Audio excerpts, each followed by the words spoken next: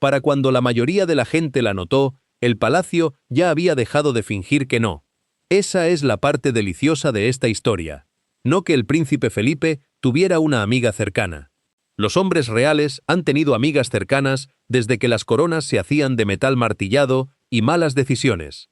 No, lo que hizo que la gente mirara fijamente fue la facilidad de todo, la constancia, la forma en que Penélope Knatchbull parecía aparecer y reaparecer año tras año. No escondida como una vergüenza, no explicada como una conveniencia social pasajera, sino simplemente allí, en eventos de conducción de carruajes, en fines de semana campestres, en el tipo de reuniones reales donde los asientos no se reparten por accidente. No era un rostro pasajero en una multitud. Era parte del patrón, y en la vida real, el patrón lo dice todo. Es tentador comenzar con el escándalo, porque el título de esta historia casi suplica cejas levantadas y voces bajas. Pero el escándalo solo es satisfactorio cuando las personas dentro de él se sienten reales.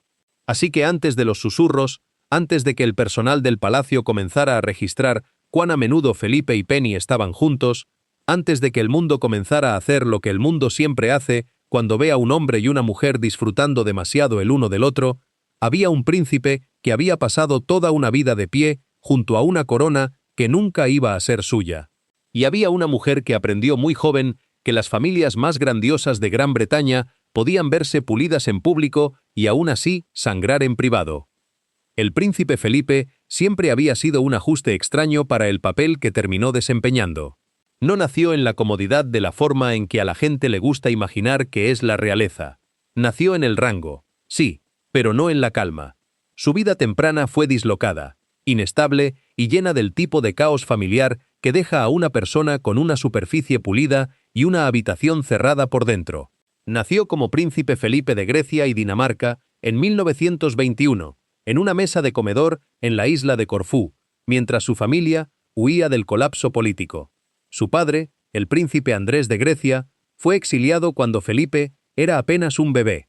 La familia escapó de Grecia en un buque de guerra británico, con el bebé Felipe durmiendo en una caja de naranjas improvisada como cuna.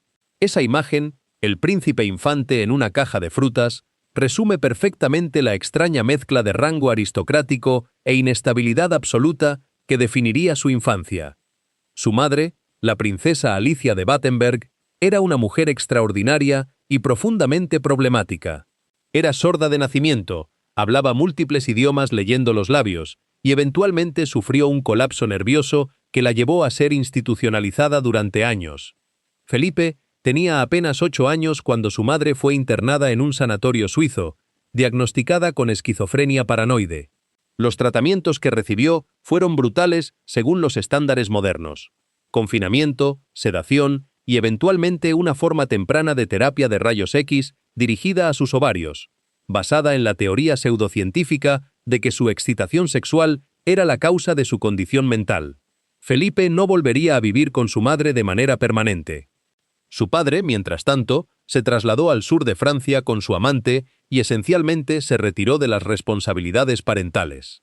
Andrés de Grecia pasó sus últimos años en Montecarlo, viviendo en un modesto apartamento, coleccionando arte y manteniendo correspondencia con sus hijos dispersos, pero nunca volviendo realmente a comprometerse con la vida familiar. Murió en 1944, y Felipe, quien estaba sirviendo en la Marina Real Británica durante la guerra, ni siquiera pudo asistir al funeral.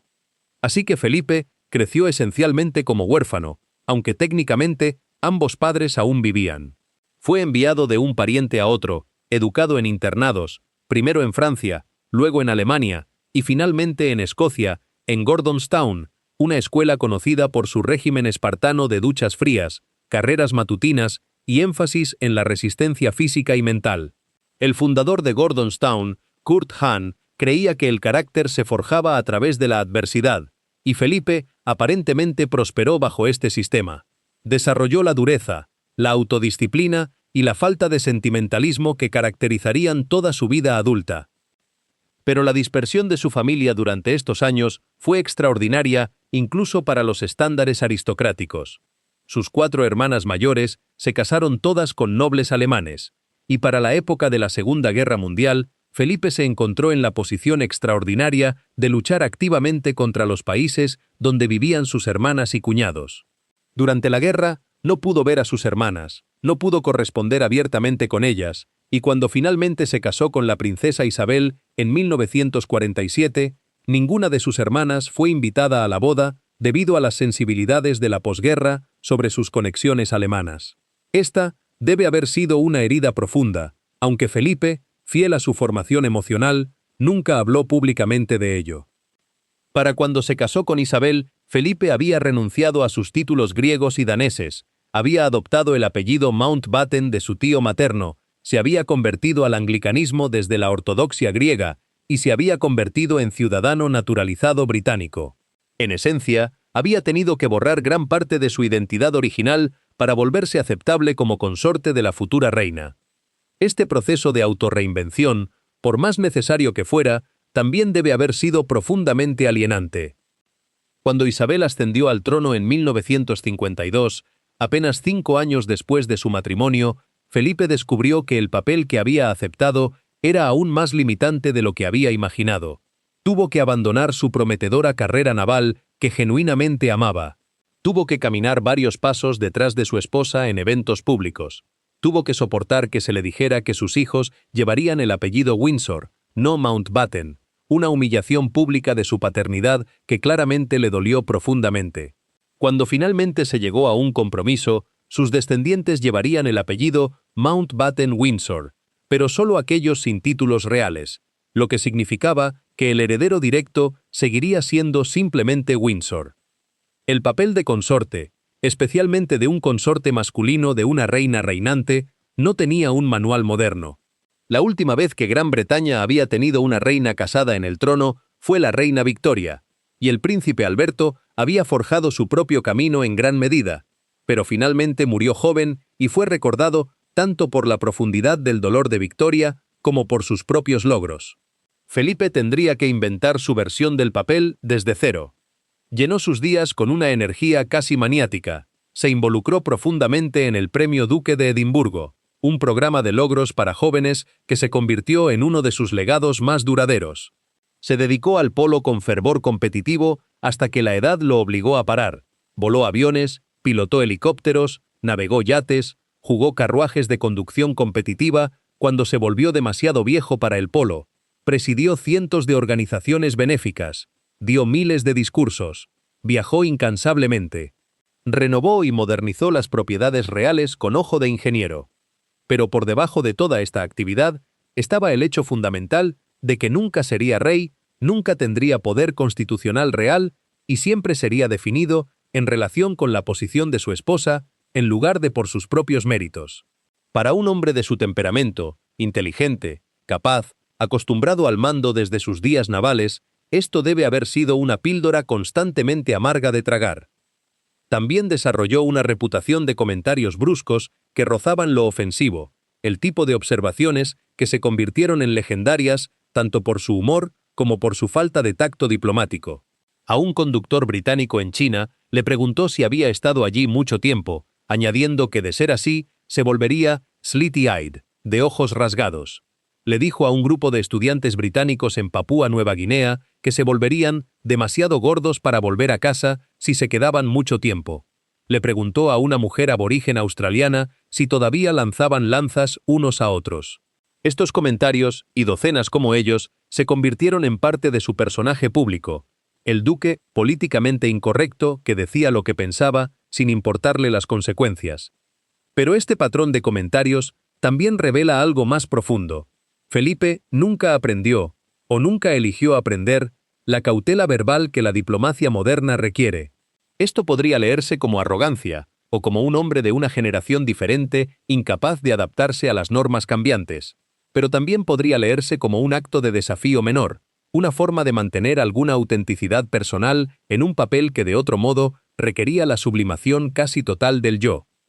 Llegó a la mediana edad como un hombre que había hecho enormemente mucho, que había servido fielmente en un papel extraordinariamente difícil, pero que también claramente llevaba frustraciones y resentimientos que ocasionalmente estallaban en sarcasmo, impaciencia o esas observaciones notorias que hacían que los diplomáticos se encogieran. Era más fácil de entender al aire libre que en interiores. Ponlo en una sala de estar formal y podría parecer inquieto, cortante y débilmente aburrido. Ponlo cerca de caballos, perros, motores, tierra abierta o alguna prueba de habilidad, y de repente tenía sentido. Era un hombre que le gustaba la función más que la actuación, el hacer más que el ser. Eso importa porque ayuda a explicar por qué más tarde formaría un apego tan poderoso con una mujer que no era deslumbrante de la manera teatral obvia, pero que tenía exactamente el tipo de cualidades que él valoraba: discreción, resistencia, una mente práctica, competencia en un campo que a él le importaba profundamente, y debajo de todo eso, una tristeza que no usaba barata, sino que llevaba con la misma compostura estoica que él mismo había perfeccionado durante décadas. Penélope Meredith Mary Eastwood nació el 16 de abril de 1953, en una familia que representaba la próspera clase media alta británica de la posguerra. Su padre, Reginald Eastwood, había hecho fortuna en la industria de carnicerías y el negocio de alimentos. No era aristocracia antigua con castillos ancestrales y siglos de historia, sino dinero nuevo, ganado a través del trabajo y la perspicacia empresarial. En la rígidamente estratificada sociedad británica, esta distinción importaba enormemente. La familia Eastwood era rica, ciertamente lo suficientemente rica como para proporcionar a Penny todas las ventajas de la educación y la exposición social. Pero no tenían el lustre automático que venía con la antigüedad aristocrática. Esto significaba que Penny tuvo que aprender a navegar en la sociedad de clase alta como alguien que era aceptada, pero no automáticamente vista como perteneciente al círculo más íntimo. Esta posición, ni completamente dentro ni completamente fuera, probablemente le enseñó habilidades valiosas: cómo observar atentamente, cómo adaptarse a diferentes contextos sociales, cómo ser encantadora sin ser obsequiosa, cómo ganar aceptación a través de la personalidad y el comportamiento en lugar de simplemente confiar en la cuna. Fue educada en escuelas privadas de élite, donde habría absorbido los códigos no escritos de la clase alta británica, los acentos correctos, los modales de mesa apropiados, las referencias culturales compartidas, la ropa y el comportamiento apropiados para cada ocasión. Pero también habría visto las jerarquías sutiles en funcionamiento, la forma en que las chicas de familias aristocráticas antiguas ocupaban posiciones ligeramente diferentes en el orden social que aquellas de familias nuevamente ricas, sin importar cuán ricas fueran estas últimas. Esta experiencia de ser educada entre la élite sin ser completamente de ella probablemente desarrolló en Penny tanto ambición como perspicacia social. Sabía lo que era el mundo aristocrático desde dentro, lo había experimentado de primera mano, pero también mantenía algo de la perspectiva de outsider que la hacía observadora y adaptable en lugar de simplemente dar por sentado su posición. Era, según todos los informes, una joven atractiva, de buena altura, rubia, con el tipo de belleza inglesa clásica que fotografiaba bien, pero que no era tan dramática como para ser intimidante. Más importante aún, tenía lo que los británicos de clase alta llaman buenos modales, esa combinación de gracia social, conversación fácil y falta de afectación obvia que hace que alguien sea agradable de tener cerca. No era ruidosa ni llamativa, no exigía atención, podía estar presente sin dominar, contribuir sin empujar y retirarse sin parecer ofendida. Estas cualidades, que pueden sonar menores, son en realidad enormemente valiosas en círculos sociales de élite, donde la armonía del grupo a menudo se valora más que el brillo individual. Durante la década de 1970, cuando Penny estaba en sus 20 años, se movía en círculos sociales que naturalmente se superponían con franjas externas de la aristocracia y ocasionalmente con la familia real misma. La sociedad británica de élite, aunque grande, opera en muchos sentidos como una serie de círculos superpuestos. Las mismas personas aparecen en las mismas fiestas de fin de semana campestres, en los mismos eventos de la temporada social, en las mismas cacerías y carreras de caballos. Si estás en este mundo en absoluto, inevitablemente comienzas a ver rostros familiares, a hacer conexiones, a ser presentada y recordada. Fue en este contexto que Penny conoció a Norton Knatchbull, quien entonces usaba el título de cortesía de Lord Romsey como heredero de su abuelo. Norton, nacido en 1947, era 6 años mayor que Penny. Era apuesto de una manera aristocrática discreta, educado en Eton y Oxford, destinado a heredar no solo un título sino también Broadlands, una de las grandes casas históricas de Inglaterra. Pero lo que más importaba sobre Norton no era su riqueza personal o incluso su título eventual, era su abuelo. Lord Louis Mountbatten, primer conde Mountbatten de Birmania, era una de las figuras más extraordinarias del siglo XX británico. Había sido un comandante naval durante la Segunda Guerra Mundial, el último virrey de la India que supervisó la partición y la independencia, y una presencia influyente continua en asuntos navales y reales. Era tío del príncipe Felipe, primo de la reina, y había desempeñado un papel crucial en facilitar el cortejo de Felipe e Isabel. Mountbatten era vano, ambicioso, políticamente astuto, y poseía un talento casi teatral para el autobombo, pero también era genuinamente capaz, carismático y profundamente conectado a la familia real. Para la década de 1970, Mountbatten era una figura de estadista mayor, aún influyente, aún visible en ceremonias de Estado y eventos navales, aún manteniendo Broadlands como una especie de salón alternativo donde la realeza, políticos y figuras militares se mezclaban. La casa misma estaba empapada en historia real.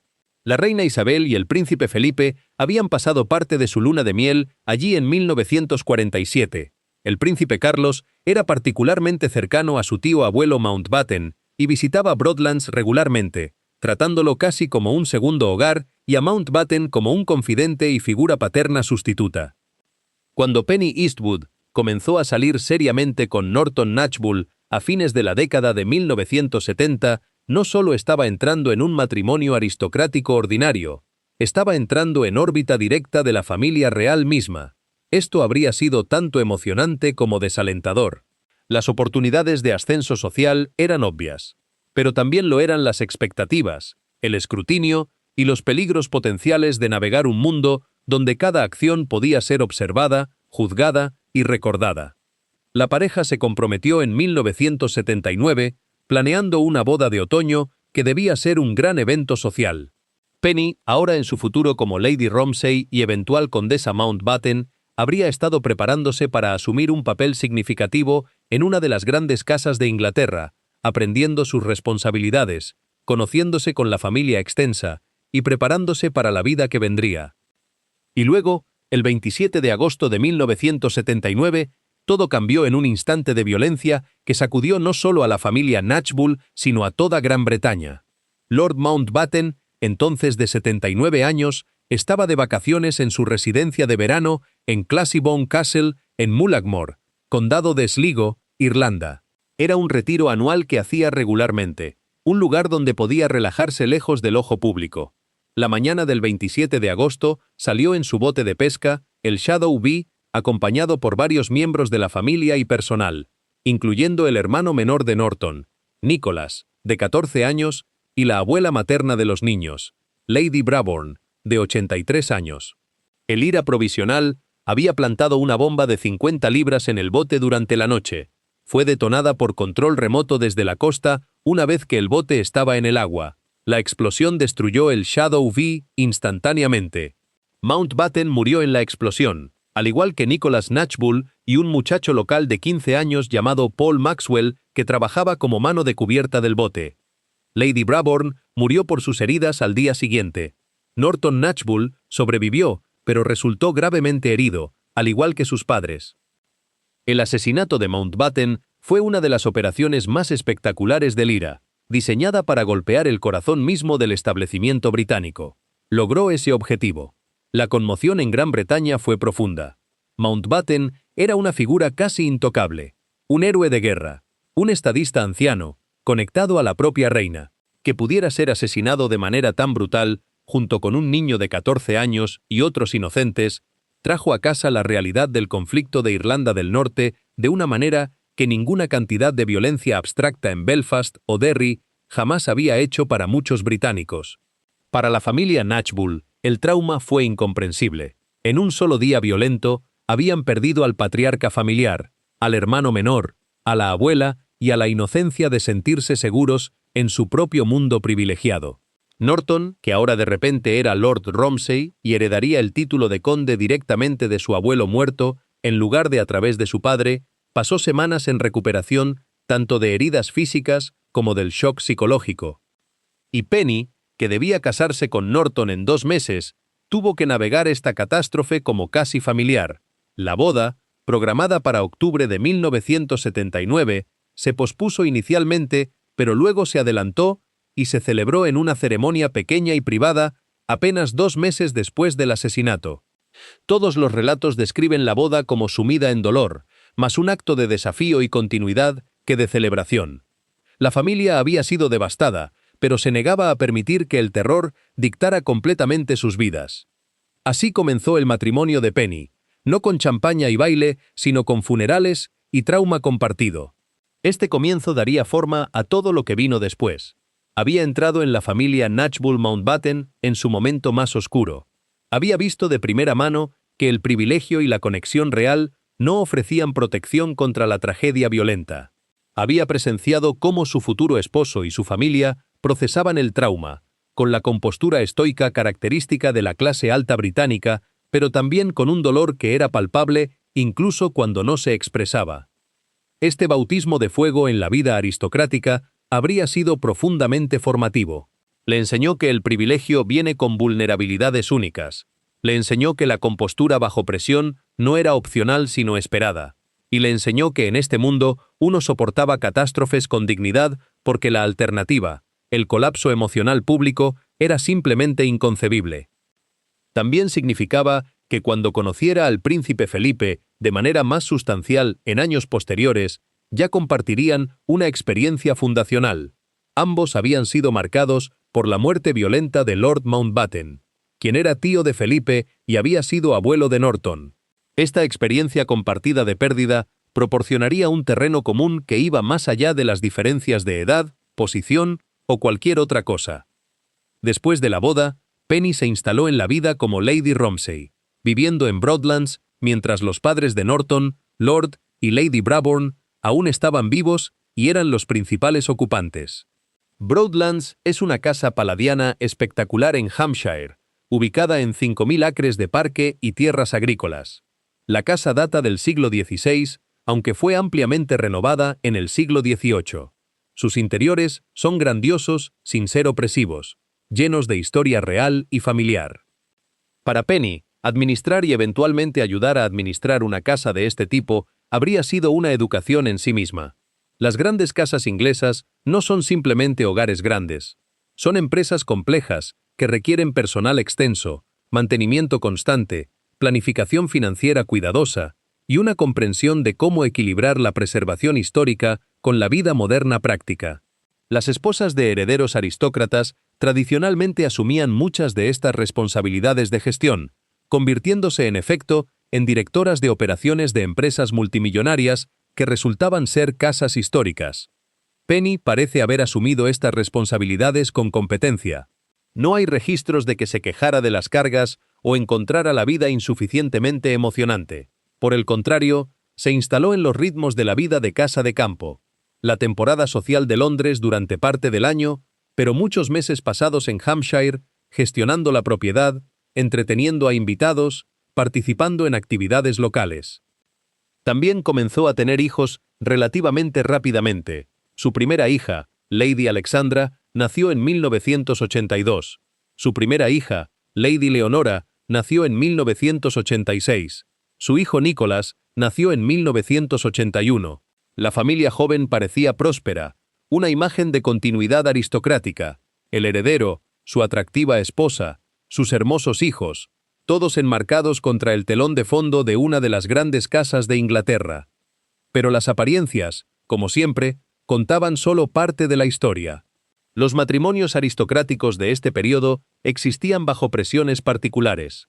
Se esperaba que produjeran herederos, administraran grandes propiedades, mantuvieran posiciones sociales apropiadas y presentaran una cara unificada al mundo. Lo que sucedía emocionalmente dentro de esos matrimonios era considerado en gran medida asunto privado, siempre que las formas externas se mantuvieran. Penny y Norton parecían tener un matrimonio de trabajo durante estos primeros años. No hay registros de drama público o infelicidad obvia. Pero también es claro desde los relatos posteriores que el matrimonio era complejo, que ambos socios tenían vidas interiores y necesidades emocionales que no siempre se alineaban perfectamente. y que la muerte de Leonora más tarde abriría fisuras que quizás ya existían en forma latente. Durante estos años, Penny también estaba consolidando su lugar en la sociedad de élite más amplia. Como Lady Romsey, se movía en los círculos más altos. Asistía a Ascot, a eventos de la temporada social, a fines de semana en otras grandes casas. Y porque Broadlands mantenía su conexión especial con la familia real, Penny inevitablemente comenzó a encontrarse con miembros de la familia real con mayor regularidad. El príncipe Carlos, quien había sido extremadamente cercano a Lord Mountbatten y había quedado devastado por su asesinato, continuaba visitando Broadlands. Era un lugar de retiro para él, un espacio donde podía escapar de las presiones de la vida real y simplemente existir. La conexión Mountbatten significaba que Charles veía a la familia Knatchbull como algo así como familia extendida propia. Penny conoció a Charles en estos contextos, y se reportó que él la encontraba agradable e inteligente. De hecho, hay informes de que Penny y Norton intentaron advertir a Charles contra su matrimonio con Diana Spencer, sintiendo que la pareja estaba mal emparejada. Si Charles escuchó este consejo o no es discutible, pero el hecho de que su opinión fuera buscada en absoluto indica que para principios de la década de 1980, Penny ya era considerada como alguien cuyo juicio importaba. Durante este periodo, Penny también habría conocido más sustancialmente al príncipe Felipe, quien visitaba Broadlands ocasionalmente y se movía en los mismos círculos ecuestres que la familia Knatchbull. Pero todavía no había una relación especial entre ellos.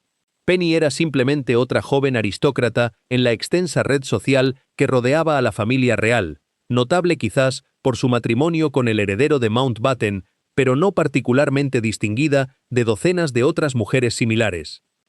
Todo eso cambiaría en 1991, cuando la vida de Penny fue destrozada nuevamente por una tragedia, esta mucho más personal e íntima que el asesinato de su abuelo político. En 1990, Leonora Knatchbull, la hija menor de Penny y Norton, entonces de 4 años, comenzó a mostrar síntomas preocupantes. Inicialmente descartados como dolencias infantiles menores, empeoraron persistentemente. Eventualmente se realizaron pruebas médicas extensas, y llegó el diagnóstico devastador. Leonora tenía cáncer de riñón, específicamente un tumor de Wilms, una forma de cáncer infantil que afecta los riñones. Incluso con el tratamiento médico moderno, el cáncer en niños pequeños es aterrador. En 1990, aunque la tasa de supervivencia para el tumor de Wilms había mejorado significativamente desde décadas anteriores, aún requería un tratamiento agresivo, cirugía, quimioterapia, hospitalización prolongada y la incertidumbre tortuosa de si el tratamiento funcionaría. Para los padres, ver a un niño pequeño soportar tal sufrimiento es quizás la experiencia más dolorosa imaginable. Penny y Norton atravesaron este infierno durante meses.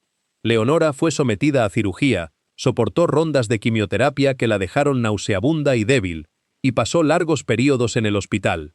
Sus padres se turnaban quedándose con ella, manteniendo apariencias valientes para su beneficio mientras lidiaban privadamente con el terror de perderla. A pesar de todos los esfuerzos, Leonora murió el 22 de octubre de 1991, solo 5 años. Para cualquier padre, la muerte de un niño es una pérdida casi insoportable. Toda la arquitectura de expectativas, la familia tal como se imaginaba que debía ser, el futuro tal como se había visualizado, colapsa instantáneamente. El dolor de perder a un niño es particular porque invierte el orden natural esperado. Los padres no deben sobrevivir a sus hijos. Cuando lo hacen, a menudo luchan por encontrar significado o propósito en el sufrimiento. Penny estaba devastada. Los amigos y familiares de ese periodo la describen como completamente destrozada, apenas capaz de funcionar en las semanas y meses inmediatamente posteriores a la muerte de Leonora. Había enfrentado la catástrofe antes, con el asesinato de Mountbatten, pero eso era diferente. Por traumático que fuera, era violencia desde afuera, perpetrada por otros. Esto era la propia carne y sangre de Penny, su niña pequeña, arrebatada por enfermedad a pesar de todos los recursos, todos los médicos, toda la atención amorosa. No había nadie a quien culpar, ninguna justicia que buscar, solo un vacío donde su hija había estado. Norton también sufrió profundamente, pero como es a menudo el caso, los padres procesan el dolor de manera diferente. Algunas parejas se unen más estrechamente a través de la tragedia compartida, otras se encuentran incapaces de confortarse mutuamente porque cada uno es un recordatorio viviente de la pérdida. El dolor puede exponer diferencias en temperamento y necesidades emocionales que antes eran manejables. Un padre podría necesitar hablar constantemente sobre el niño perdido. El otro podría necesitar no hablar en absoluto. Uno podría sumergirse en el trabajo o la actividad para escapar del dolor. El otro podría necesitar detenerse y llorar completamente. No hay registros públicos detallados de exactamente cómo Penny y Norton navegaron esto privadamente, pero sabemos por relatos posteriores que su matrimonio fue probado por la pérdida de Leonora de maneras que dejaron cicatrices permanentes. Este es el punto en la historia donde el príncipe Felipe entra en la vida de Penny de una manera completamente nueva y mucho más significativa. Felipe, que había conocido a Penny a través de años de conexiones sociales superpuestas, pero nunca había sido particularmente cercano a ella, extendió la mano después de la muerte de Leonora. Su respuesta no fue ofrecer condolencias vacías o intentar consuelo emocional convencional. En cambio, ofreció algo mucho más práctico y a su manera más compasivo, una forma de continuar viviendo. Específicamente, Felipe invitó a Penny a unirse a él en la conducción de carruajes competitiva. Esta no fue una sugerencia casual o un pasatiempo menor. Para Felipe, la conducción de carruajes se había convertido en una de sus grandes pasiones posteriores en la vida. Había competido en polo hasta bien entrados sus 50 años, pero eventualmente tuvo que retirarse debido a lesiones y edad. Buscando un deporte ecuestre que aún pudiera realizar, se volvió hacia la conducción de carruajes competitiva en la década de 1970.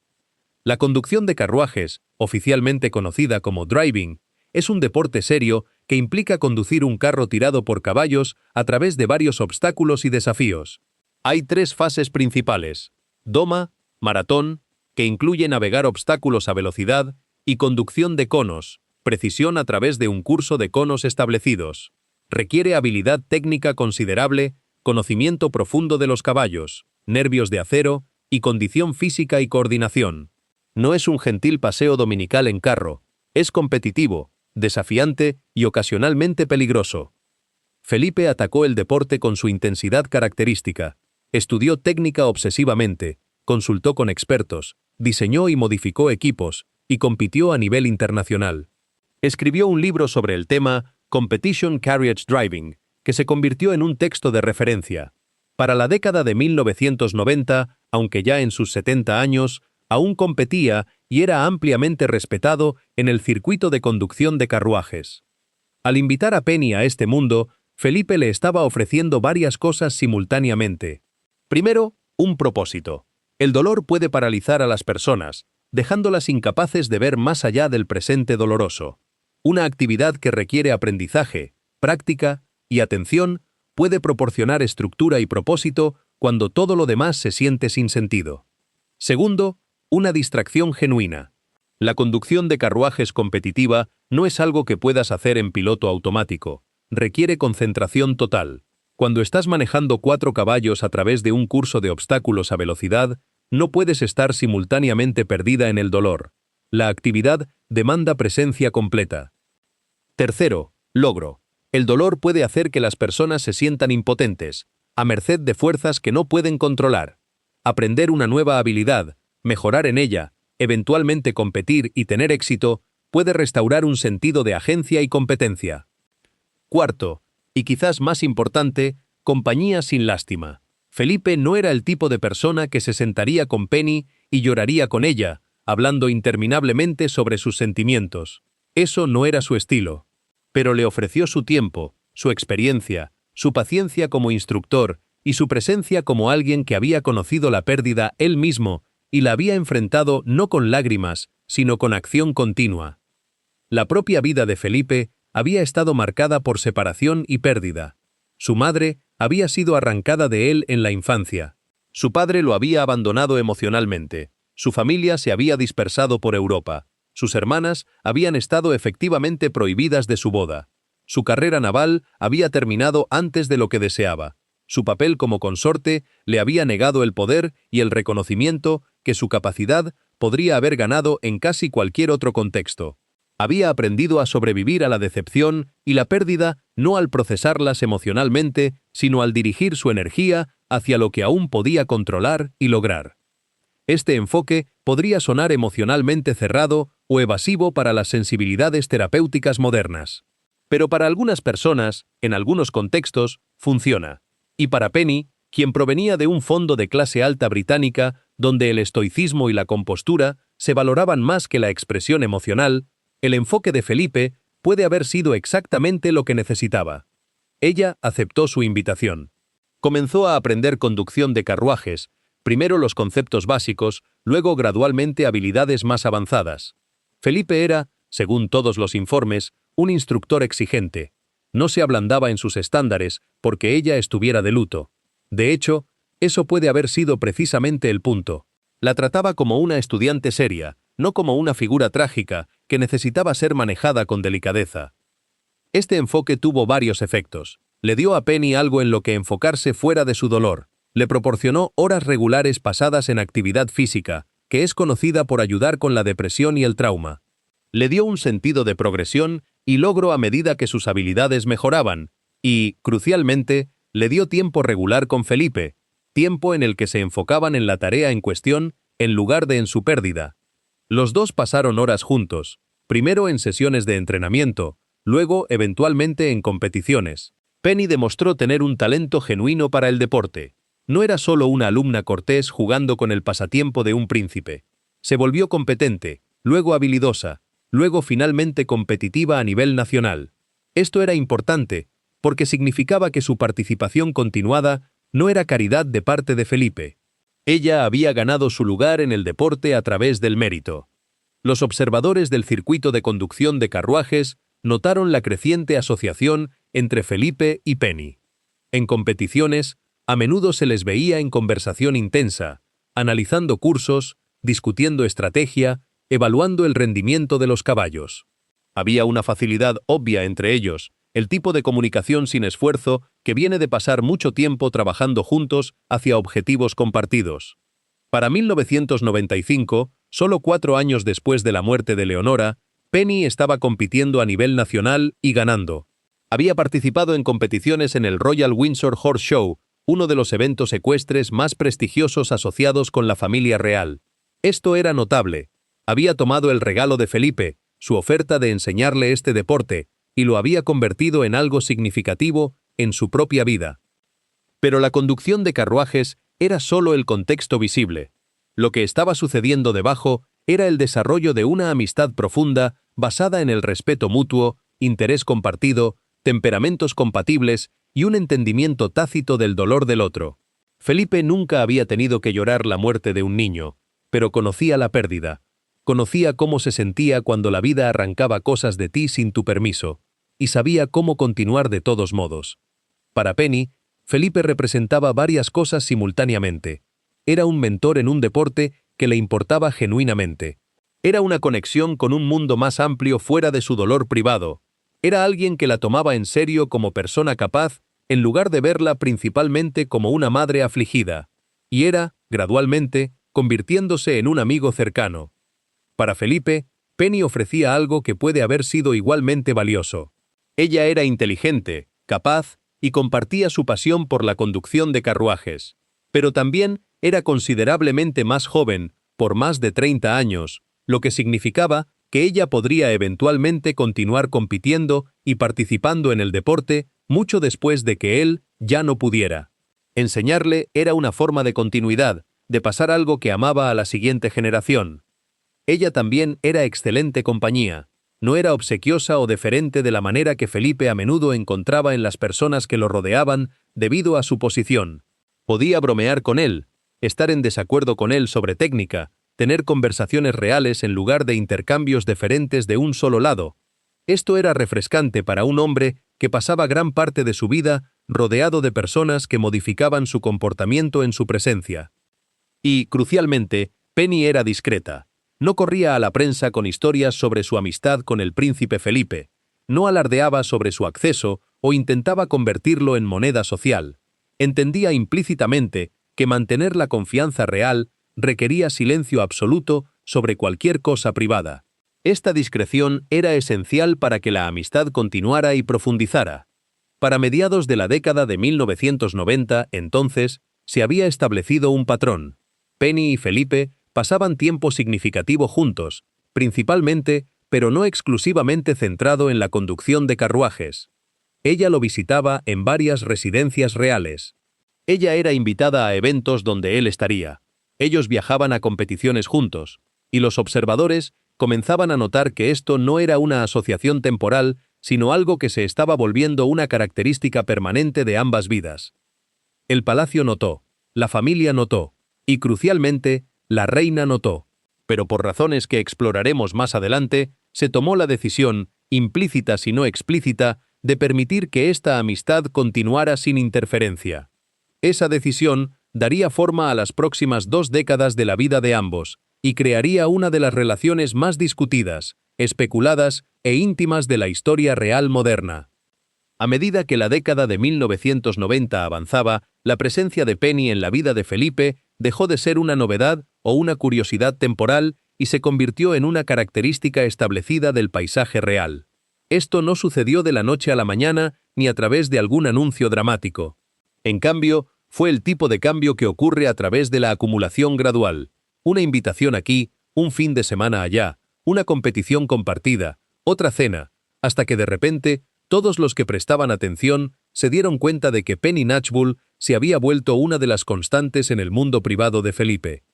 Los eventos de conducción de carruajes se convirtieron en los escenarios más visibles de su compañía. El Royal Windsor Horse Show, celebrado anualmente en el Gran Parque de Windsor, era particularmente significativo. Este evento, que se celebraba cada mayo, era prácticamente en el patio trasero de la familia real. La reina misma era una asistente regular, dada su pasión de toda la vida por los caballos. Los eventos de conducción de carruajes en Windsor atraían a competidores de todo el mundo, y Felipe había sido durante mucho tiempo tanto competidor como patrocinador principal del deporte en general. Penny comenzó a competir en Windsor regularmente a mediados de los años 90. Las fotografías de estos eventos muestran a Felipe y Penny frecuentemente en conversación cercana, examinando cursos, discutiendo estrategia o simplemente disfrutando de la compañía del otro entre competiciones. En una fotografía particularmente notable de 1996, están sentados juntos en un carruaje, ambos mirando hacia adelante con expresiones de concentración, tan cómodos en el espacio del otro que parecen casi olvidar que los están fotografiando. Estas apariciones públicas eran significativas precisamente porque eran tan poco guardadas. Si el palacio hubiera querido minimizar la visibilidad de la amistad, habría sido fácil de lograr. Las competiciones podían programarse de manera que no se superpusieran. Las áreas de asientos podían organizarse para crear distancia física. Las fotografías podían desalentarse mediante una gestión cuidadosa del acceso de los medios. Nada de esto sucedió. En cambio, Felipe y Penny aparecían juntos repetidamente en eventos públicos, fotografiados juntos, obviamente cómodos en la compañía del otro, y nadie del palacio parecía estar haciendo esfuerzo alguno para ocultar o desalentar esto. Este es uno de los detalles más reveladores de toda la historia. Los palacios reales son instituciones expertas en la gestión de la percepción. Han pasado siglos perfeccionando el arte de controlar narrativas, gestionar apariciones y asegurar que lo que el público ve es lo que la institución quiere que vean. Cuando algo es visible repetidamente en contextos reales, no es accidental, es permitido, lo que generalmente significa que es aprobado o al menos tolerado por aquellos en posiciones de autoridad.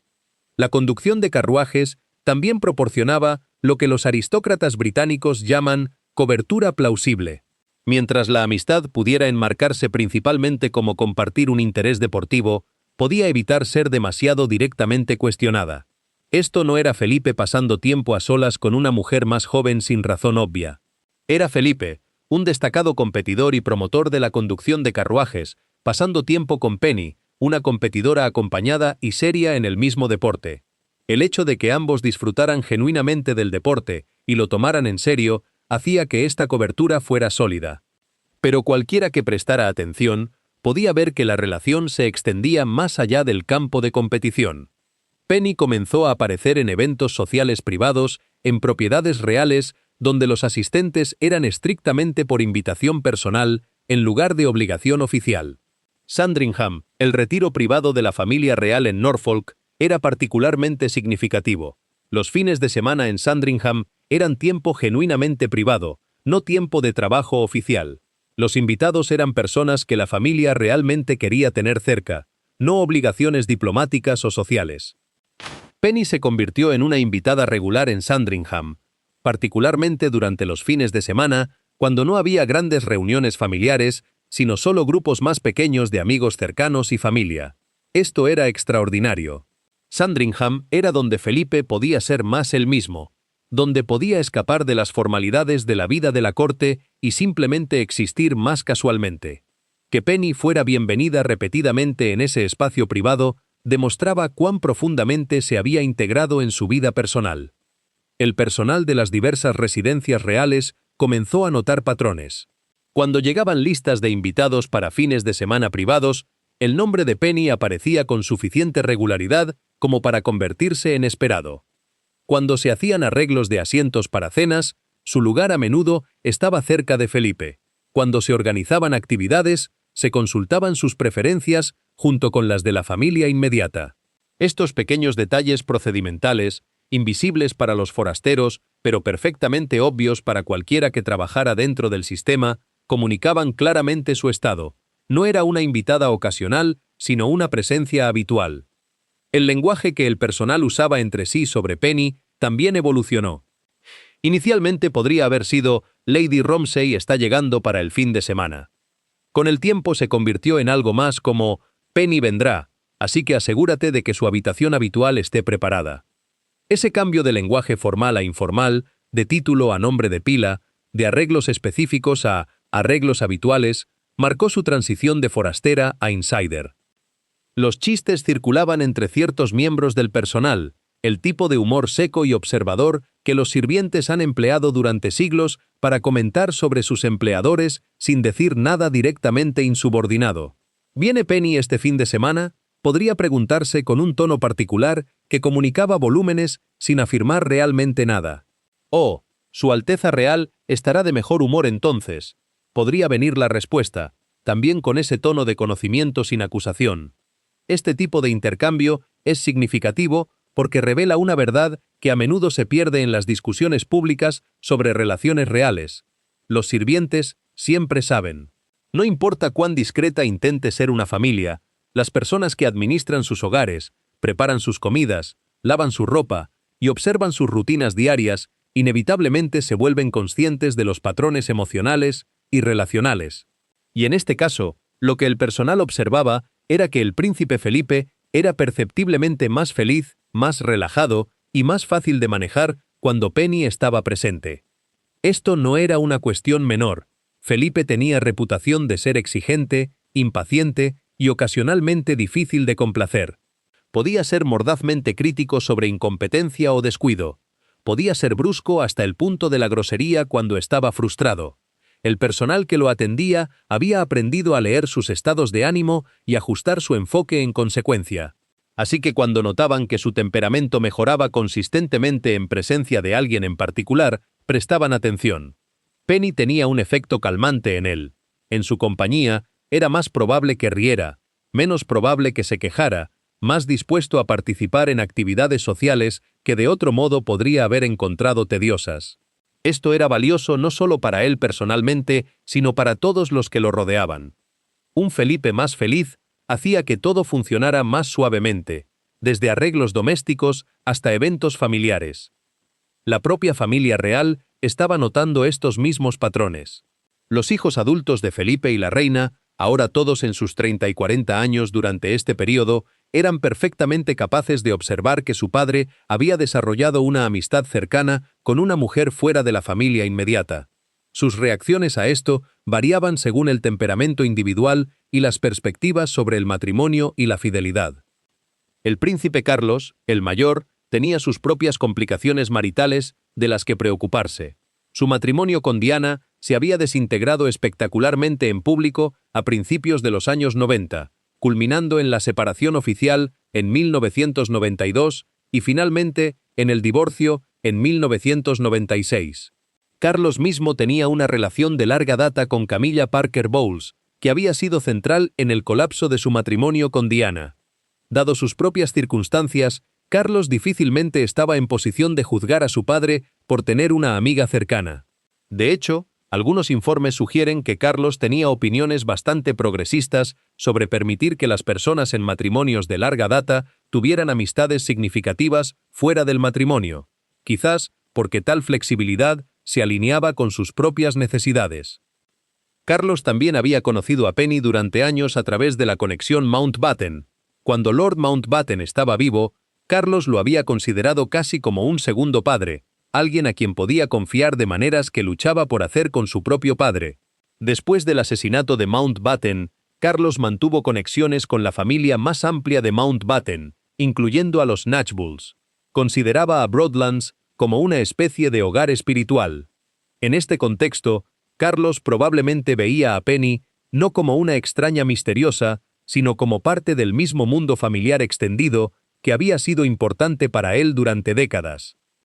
La princesa Ana, la única hija, era conocida por su pragmatismo sin tonterías. Ella misma se había divorciado de su primer marido en 1992 y se había vuelto a casar más tarde ese mismo año.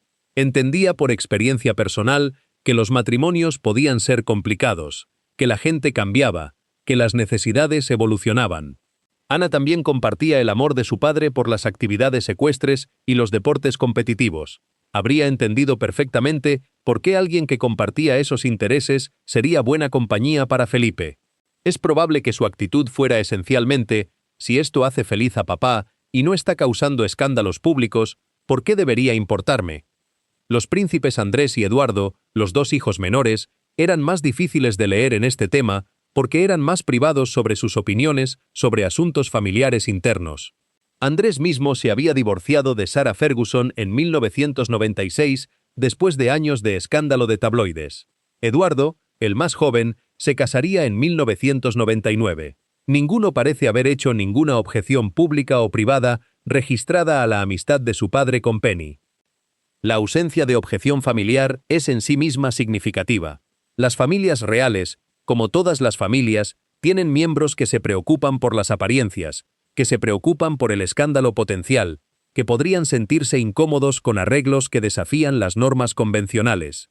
El hecho de que ninguno de los hijos adultos de Felipe aparentemente hiciera un problema de su amistad con Penny sugiere varias cosas posibles: que lo veían como genuinamente inocente, que lo veían como suficientemente discreto para no ser problemático, que respetaban el derecho de su padre a su propia vida privada, o que habían sido informados explícitamente por su madre que no debía convertirse en un tema de controversia familiar. Esto nos lleva a la figura más importante en toda esta ecuación, la reina Isabel II misma. Su respuesta a la amistad de Felipe con Penny es quizás el aspecto más fascinante y menos comprendido de toda la historia. La posición de la reina Isabel II en esta situación era extraordinariamente compleja. Por un lado, era la esposa de Felipe, casada con él desde 1947, madre de sus 4 hijos, su compañera a través de décadas de servicio público. Por otro lado, era la reina, la jefa de la institución monárquica, la persona en última instancia responsable de la reputación y estabilidad de la familia real. También era una mujer en sus 70 años durante este periodo, con sus propias perspectivas evolucionadas sobre el matrimonio, la compañía y qué realmente importaba a esta altura de la vida. No hay registros de que la reina jamás hiciera alguna declaración pública sobre Penny Knatchbull. Esto es completamente característico. La reina operaba según un principio de silencio público sobre asuntos personales familiares. Nunca dio entrevistas sobre su vida privada, nunca discutió sus sentimientos en público y mantuvo una separación absoluta entre su persona pública como monarca y su persona privada como esposa y madre. Pero el silencio no es lo mismo que la ignorancia o la inacción. La reina estaba perfectamente consciente de la amistad de Felipe con Penny. Era imposible que no lo estuviera. Vivían en los mismos hogares, asistían a muchos de los mismos eventos, compartían personal que servía a ambos. Cuando Penny era invitada a Sandringham o Windsor o Balmoral, la reina necesariamente sabía de ello porque eran sus hogares tanto como los de Felipe. Entonces, ¿cuál fue su respuesta? Basándose en evidencia circunstancial, el patrón de comportamiento y lo que conocemos sobre el carácter y los valores de la reina, podemos inferir varias cosas. Primero, la reina aparentemente decidió no prohibir la amistad ni hacer un problema de ella dentro de la familia. Si hubiera querido terminar o severamente limitar la asociación de Felipe con Penny, tenía múltiples formas de hacerlo. Podría haberlo confrontado privadamente, estableciendo límites claros sobre qué era y no era aceptable. Podría haber usado al personal para gestionar discretamente situaciones para que Felipe y Penny tuvieran menos oportunidades de pasar tiempo juntos. Podría haber movilizado a otros miembros de la familia para expresar desaprobación. Podría haber dejado saber a Penny, a través de canales indirectos pero perfectamente claros, que su presencia continua no era bienvenida. Nada de esto parece haber sucedido. En cambio, Penny continuó siendo invitada a eventos reales privados, continuó apareciendo en los mismos lugares que Felipe, continuó teniendo acceso a las residencias reales. Este patrón continuo de acceso solo podía suceder con al menos el consentimiento tácito de la reina, si no su aprobación activa. Segundo, la reina parece haber calculado que permitir la amistad era menos riesgoso para la monarquía que crear un conflicto sobre ella. La década de 1990 había sido desastrosa para la familia real en términos de relaciones públicas. El Annus Horribilis de 1992 había visto el colapso de 3 matrimonios reales, Carlos y Diana separándose, Andrés y Sara separándose, Ana divorciándose, el devastador incendio del castillo de Windsor y un aumento del escrutinio público sobre las finanzas reales. Los años subsiguientes trajeron el libro explosivo de Diana, Her True Story, entrevistas confesionales de tanto Diana como Carlos, y una erosión general de la deferencia pública que una vez había protegido a la familia real de críticas ásperas. En este contexto, la respuesta de la reina a la amistad de Felipe con Penny parece haber sido guiada por un pragmatismo frío. Esto no está causando escándalo público, no está amenazando la estabilidad de la monarquía, y forzar un enfrentamiento sobre ello solo crearía el tipo de drama familiar interno que eventualmente se filtraría y se convertiría en otro titular negativo. Mejor dejarlo estar. Tercero, la reina puede genuinamente haber entendido que después de décadas de matrimonio bajo extraordinarias condiciones de escrutinio público, tanto ella como Felipe necesitaban ciertas válvulas de escape, ciertas esferas de vida que fueran más personalmente satisfactorias que el interminable cumplimiento del deber. La reina tenía sus propias amistades cercanas, particularmente en el mundo de las carreras de caballos, donde podía relajarse y disfrutar de conversaciones sobre temas que genuinamente la apasionaban. Tenía una relación cercana con su gerente de carreras y otros en ese mundo que proporcionaban compañía e interés compartido. No había nada inapropiado en estas amistades, pero eran importantes para ella como espacios donde podía ser Isabel la entusiasta de las carreras de caballos en lugar de Isabel II la reina. Si ella permitía tales amistades, sería hipócrita negarle a Felipe las mismas. Su amistad con Penny, centrada en la conducción de carruajes, era paralela en algunos aspectos a las propias amistades de la reina, centradas en las carreras de caballos. Ambos habían encontrado personas fuera de la familia inmediata con quienes podían compartir intereses genuinos y disfrutar de conversaciones que no estaban completamente definidas por su posición real. Cuarto, y quizás más personalmente complejo, la reina puede haber reconocido que ella y Felipe tenían temperamentos muy diferentes y necesidades emocionales que no siempre se alineaban perfectamente. La reina era, según todos los informes, alguien que encontraba satisfacción emocional principalmente en el deber, la rutina, la familia y sus intereses ecuestres personales. Era reservada emocionalmente, no dada a grandes demostraciones de sentimiento, cómoda con soledad y silencio. Felipe era más inquieto, más socialmente gregario en ciertos contextos, más inclinado a buscar estimulación intelectual a través de la conversación, más necesitado de sentirse útil y comprometido activamente en lugar de simplemente observador. Estas diferencias temperamentales no hacían que su matrimonio fuera un fracaso, pero sí significaban que cada uno podría razonablemente buscar compañía en otros que compartieran intereses o temperamentos específicos que su cónyuge no compartía completamente. Muchos matrimonios de larga data, particularmente aquellos entre personas de personalidades muy diferentes, funcionan mejor cuando cada socio tiene algún espacio para buscar satisfacción fuera del matrimonio de maneras apropiadas. El énfasis aquí está en apropiadas, amistades, pasatiempos, intereses profesionales o benéficos que involucran interacción con otros. La alternativa, insistir en que toda necesidad emocional e intelectual debe satisfacerse dentro del matrimonio, a menudo crea resentimiento y asfixia emocional. La reina, que era muchas cosas pero no tonta ni ingenua sobre la naturaleza humana, puede haber llegado a esta conclusión madura, que permitir a Felipe su amistad con Penny, dentro de límites apropiados de discreción y decoro, servía al matrimonio mejor que prohibirla habría hecho. Un Felipe que tenía esta salida era más feliz, más contenido y más funcional en su rol como consorte que un Felipe amargado y resentido habría sido. También debe considerarse que para cuando esta amistad se había vuelto verdaderamente significativa, a mediados de los años 90, la reina y Felipe habían estado casados durante casi 50 años. Habían criado hijos juntos, habían sobrevivido a múltiples crisis familiares e institucionales, habían envejecido juntos a través de la mediana edad hacia los primeros años de ancianidad. La naturaleza de la intimidad marital cambia a lo largo de tales lapsos de tiempo. Las necesidades, expectativas y definiciones de fidelidad evolucionan.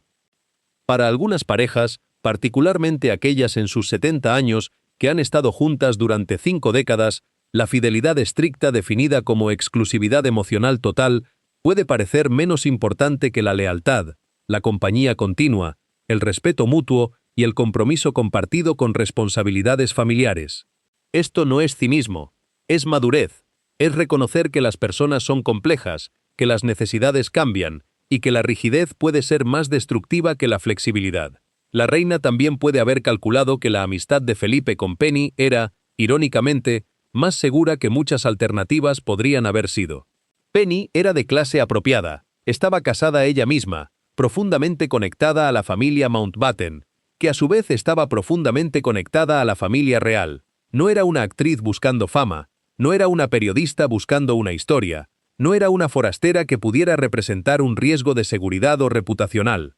Era, en todos los sentidos importantes, una apuesta segura para una amistad cercana porque tenía tanto que perder por indiscreción como la propia familia real. Además, Penny había demostrado durante años que entendía y respetaba la necesidad de discreción. Nunca había hablado con la prensa. Nunca había escrito memorias o dado entrevistas indiscretas. Nunca había aparecido en fotografías de paparazzi en contextos vergonzosos. Se comportaba, en otras palabras, exactamente como alguien nacido en ese mundo debería comportarse, con silencio público sobre asuntos privados. Desde la perspectiva de la reina como jefa de la institución monárquica, Penny representaba una forma de riesgo gestionado. La amistad podía continuar siempre que permaneciera apropiadamente discreta. Podía tolerarse siempre que no creara escándalo público. Y Penny, a través de su comportamiento consistente durante años, había demostrado que entendía exactamente dónde estaban esas líneas y no tenía intención de cruzarlas. Hubo un momento particularmente revelador que sugiere la actitud de la reina hacia la situación.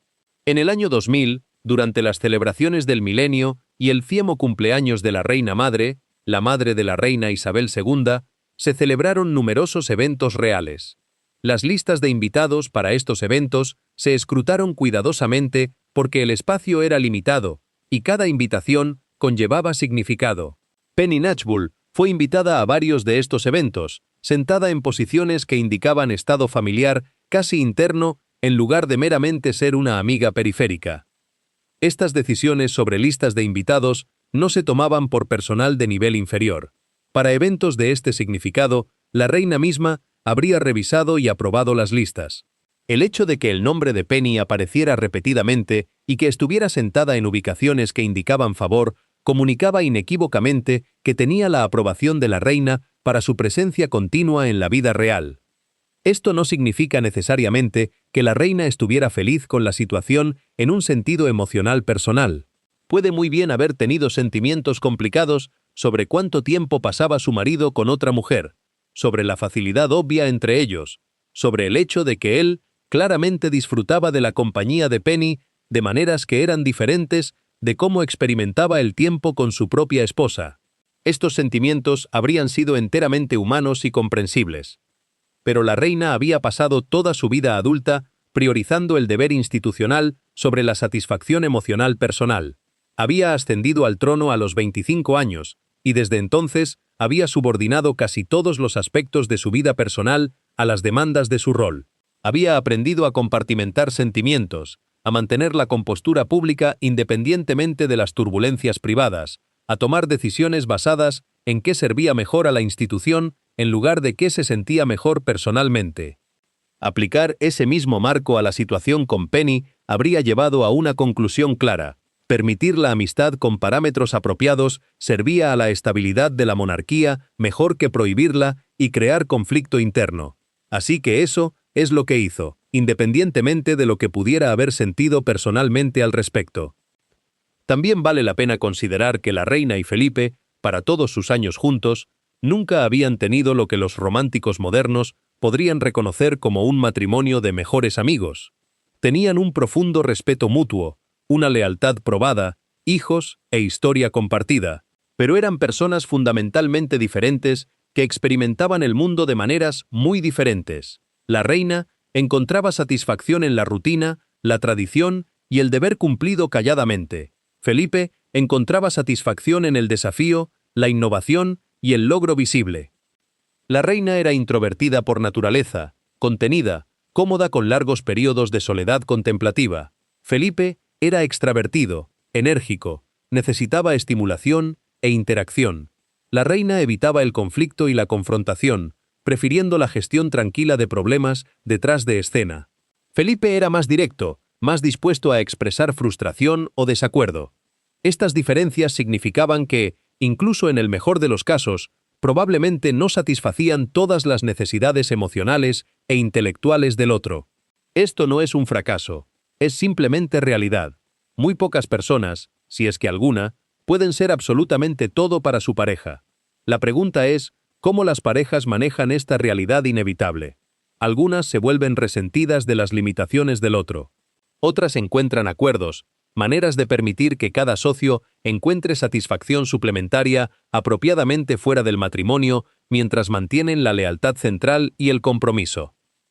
La reina y Felipe, parece, habían llegado a esta última acomodación. Cada uno tenía esferas de vida donde encontraban satisfacción que no dependía completamente del otro. Para la reina eran sus intereses ecuestres, sus amistades cercanas de larga data en ese mundo, su profunda conexión con ciertos miembros del personal que habían estado con ella durante décadas. Para Felipe, cada vez más incluía su amistad con Penny. Esto no hace que su matrimonio sea falso o hueco, lo hace realista y duradero de maneras que los ideales románticos a menudo no logran acomodar. Habían construido una asociación que funcionaba para ellos, en su contexto específico, con sus necesidades específicas, y esa asociación había durado porque era lo suficientemente flexible para evolucionar a medida que cambiaban. La llegada del nuevo milenio trajo cambios tanto para la familia real como para las figuras centrales de esta historia. Felipe tenía casi 80 años, entrando oficialmente en la ancianidad avanzada, aunque aún notablemente vigoroso. La reina tenía 74 años. Penny estaba en sus 40 años tardíos, y el mundo en el que todos operaban estaba cambiando de maneras que harían que las certezas del pasado parecieran cada vez más remotas. La muerte de la reina madre en marzo de 2002, a la edad de 101 años, marcó el fin de una era. Ella había sido la última conexión viviente con modos más antiguos de ser real, con un tiempo en que la deferencia pública era casi automática y la vida privada de la realeza permanecía genuinamente privada. Su paso simbolizó algo más amplio, el continuo retiro de las certezas de la posguerra, el mundo en el que tanto Felipe como la reina habían llegado a la edad adulta. Luego, solo semanas después, la princesa Margarita, la única hermana de la reina, también murió.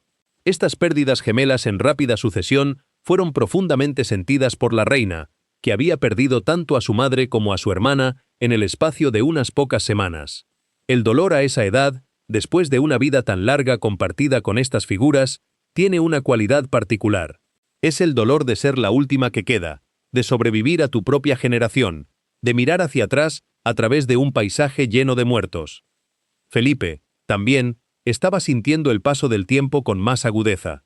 Los amigos de su juventud y mediana edad estaban muriendo con creciente regularidad. Los cuerpos, incluso los bien mantenidos, comienzan a imponer limitaciones que ninguna cantidad de fuerza de voluntad puede superar completamente. Aún podía conducir carruajes competitivamente, pero con más dificultad que antes. Aún podía caminar largas distancias, pero no tan lejos o rápido como una vez pudo. El futuro, que una vez parecía ilimitado, ahora tenía bordes claramente visibles. En este contexto, la amistad con Penny se volvió, si acaso, aún más importante para él. Ella representaba continuidad en medio del cambio, vitalidad en medio del declive, un puente hacia el mundo de actividad e interés que definía su sentido de sí mismo. Con ella, podía seguir siendo Felipe el competidor, Felipe el experto, Felipe el hombre de acción. Sin ella, corría el riesgo de convertirse simplemente en Felipe el príncipe anciano, cumpliendo obligaciones ceremoniales restantes mientras esperaba el fin inevitable. Penny también estaba experimentando sus propias transiciones durante este periodo. En 2005, su padre político murió y su esposo Norton heredó el título, convirtiéndose en el tercer conde Mountbatten de Birmania. Penny, por lo tanto, se convirtió en condesa Mountbatten de Birmania, un título más importante que Lady Romsey.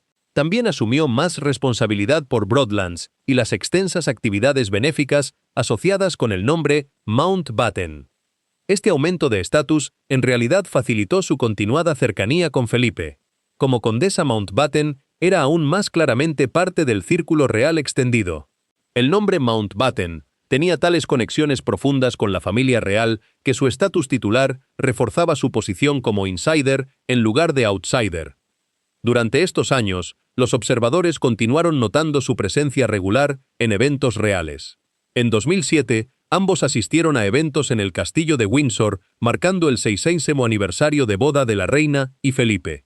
Penny no era familia inmediata, pero estaba presente en las conmemoraciones de todos modos, una señal de su estatus integrado.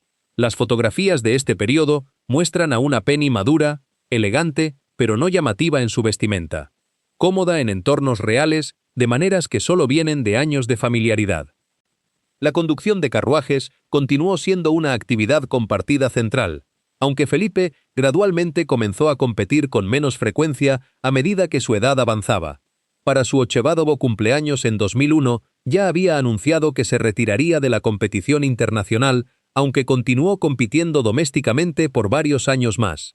Penny continuó compitiendo más activamente, y Felipe cambió gradualmente de competidor a asesor y partidario entusiasta. Este cambio en roles era conmovedor en cierto sentido. Durante años, había sido su mentor, enseñándole el deporte. Ahora estaba convirtiéndose en su animadora, observándola competir, ofreciendo consejo técnico, pero ya no capaz de realizar físicamente lo que su mente aún entendía perfectamente cómo hacer. Para un hombre que siempre había definido su valor a través de la acción, este cambio debe haber sido difícil. Que Penny continuara el deporte que había compartido, y lo hiciera bien, puede haberle proporcionado satisfacción vicaria. Si ya no podía competir él mismo, al menos su legado en el deporte continuaba a través de alguien que había entrenado.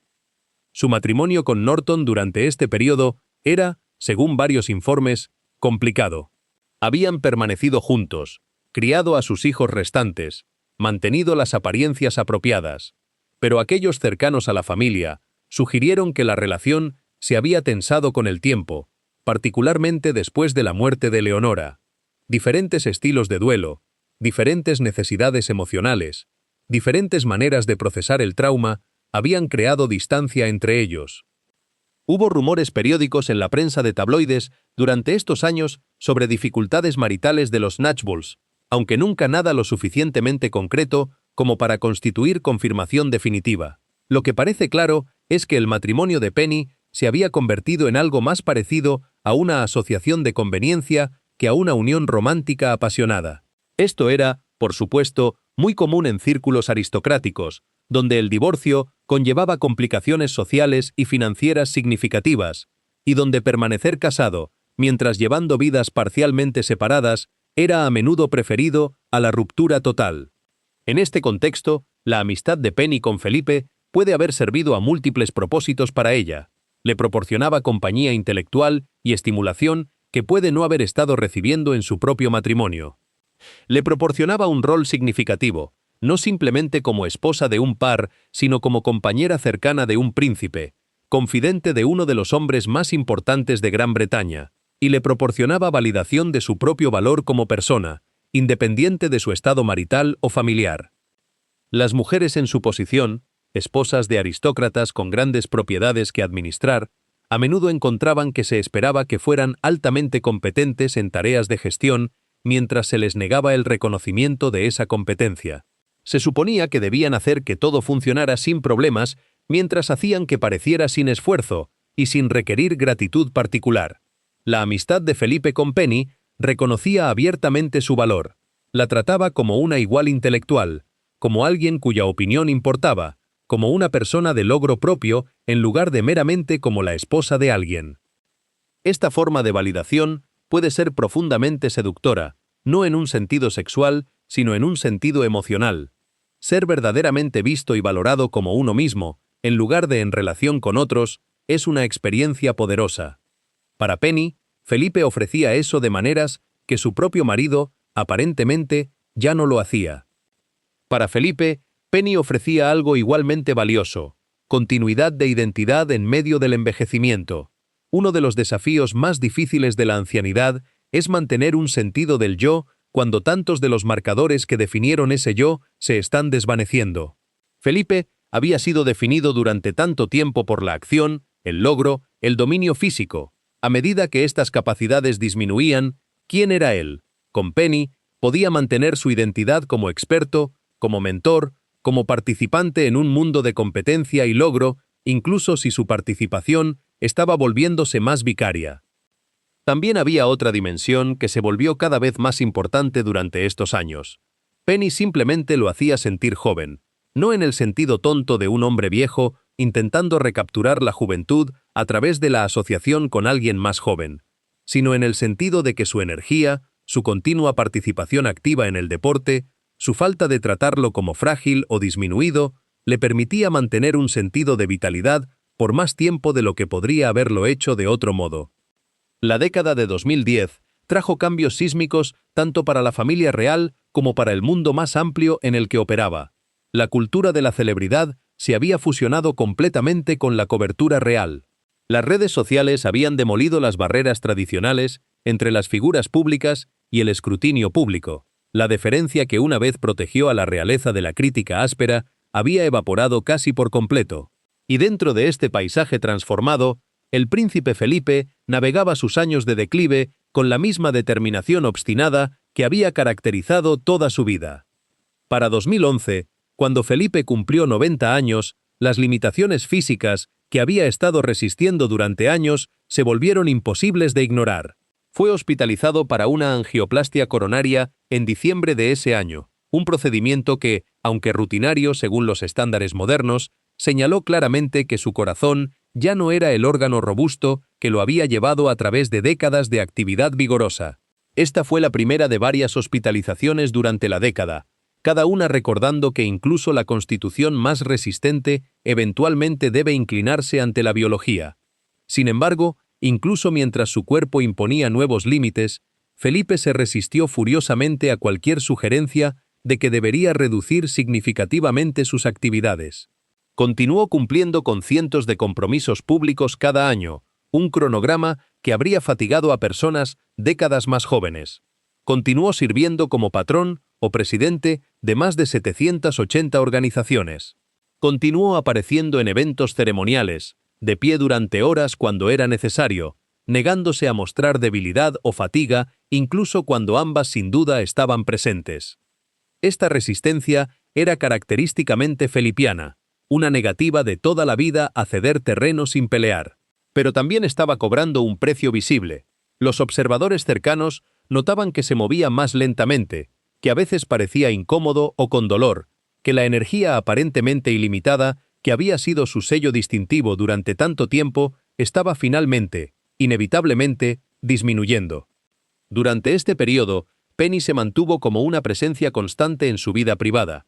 Los eventos públicos de conducción de carruajes continuaron siendo lugares donde se les veía juntos regularmente, aunque el rol de Felipe había cambiado completamente de participante a espectador.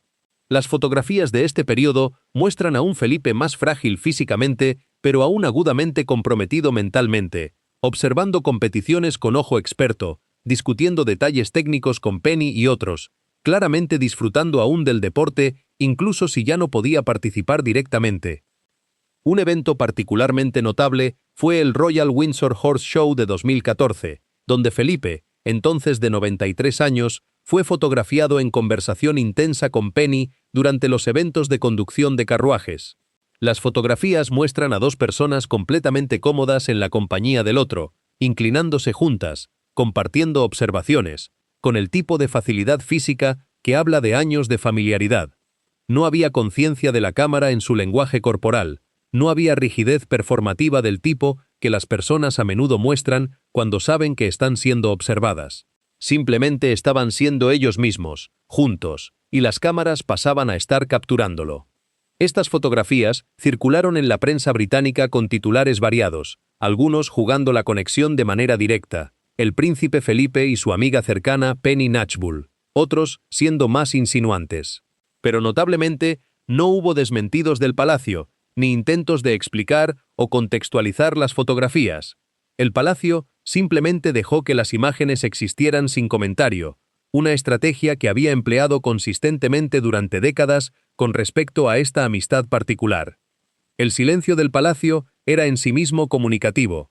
Cuando la familia real quiere distanciarse de una narrativa, tiene múltiples herramientas disponibles: desmentidos formales, declaraciones aclaratorias de funcionarios del palacio, filtraciones estratégicas a periodistas favorecidos que pueden dar forma a historias de maneras más favorables.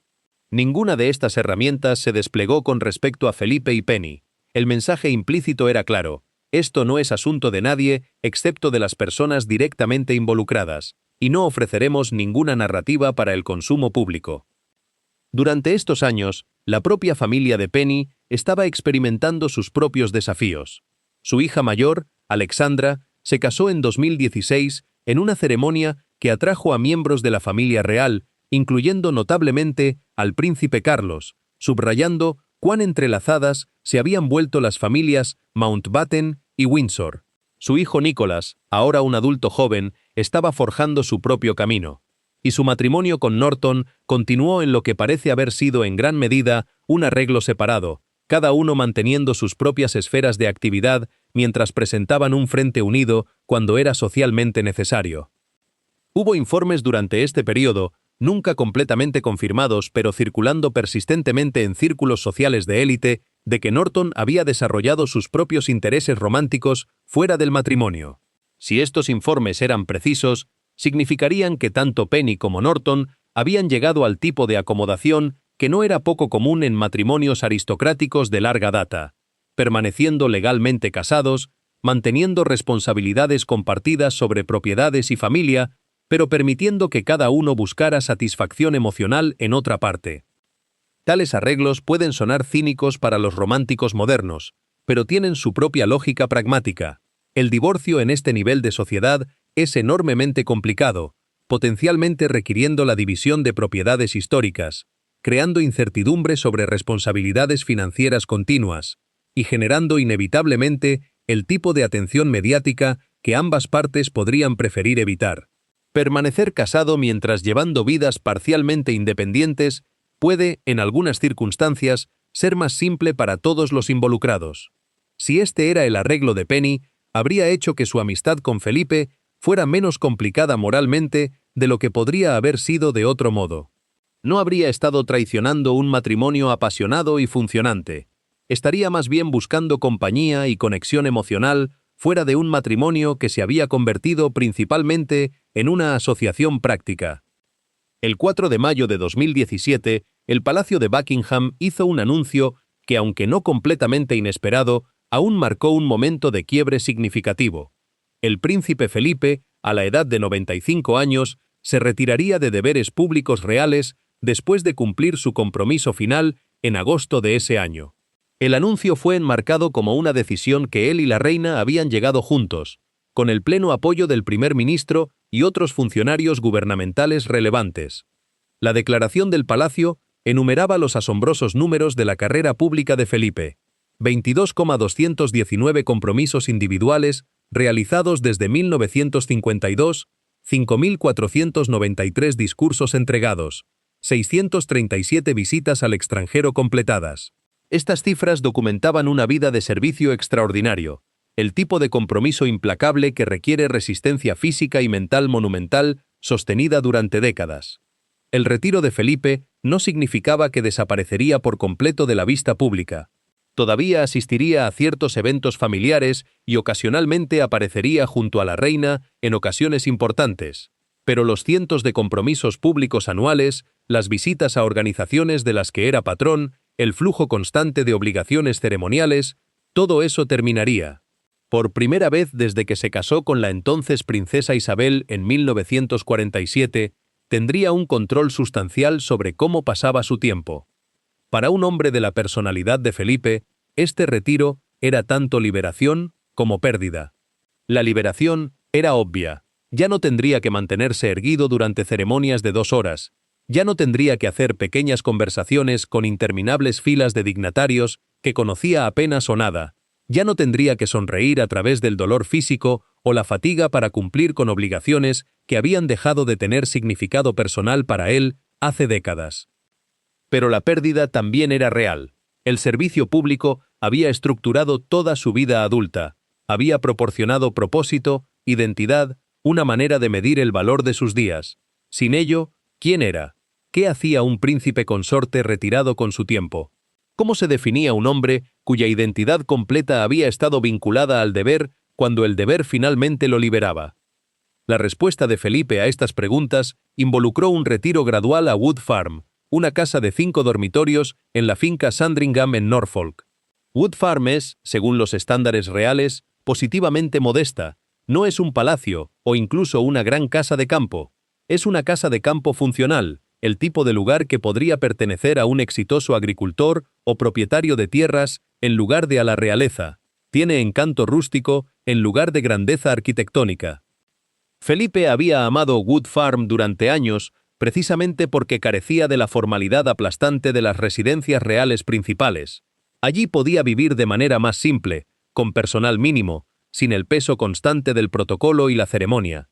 Podía leer, pintar, ver televisión, caminar por los terrenos, existir sin ser observado constantemente. Era lo más cerca de la vida ordinaria que alguien en su posición podría experimentar. Después del retiro, Wood Farm se convirtió en su base principal. La reina permanecía principalmente en el castillo de Windsor durante la semana, cumpliendo con sus deberes constitucionales continuos, y pasaba fines de semana en otras residencias reales. Felipe pasaba crecientes cantidades de tiempo en Wood Farm, viviendo de manera más independiente de lo que había hecho en décadas. Este arreglo residencial parcialmente separado generó cierta especulación mediática sobre el estado del matrimonio de la pareja, pero de hecho era perfectamente consistente con cómo habían operado durante años. Siempre habían mantenido ciertas esferas de vida separadas, siempre habían tenido diferentes preferencias sobre cómo pasar el tiempo, siempre habían respetado la necesidad del otro de espacio. La reina necesitaba estar cerca de Londres para realizar sus funciones constitucionales.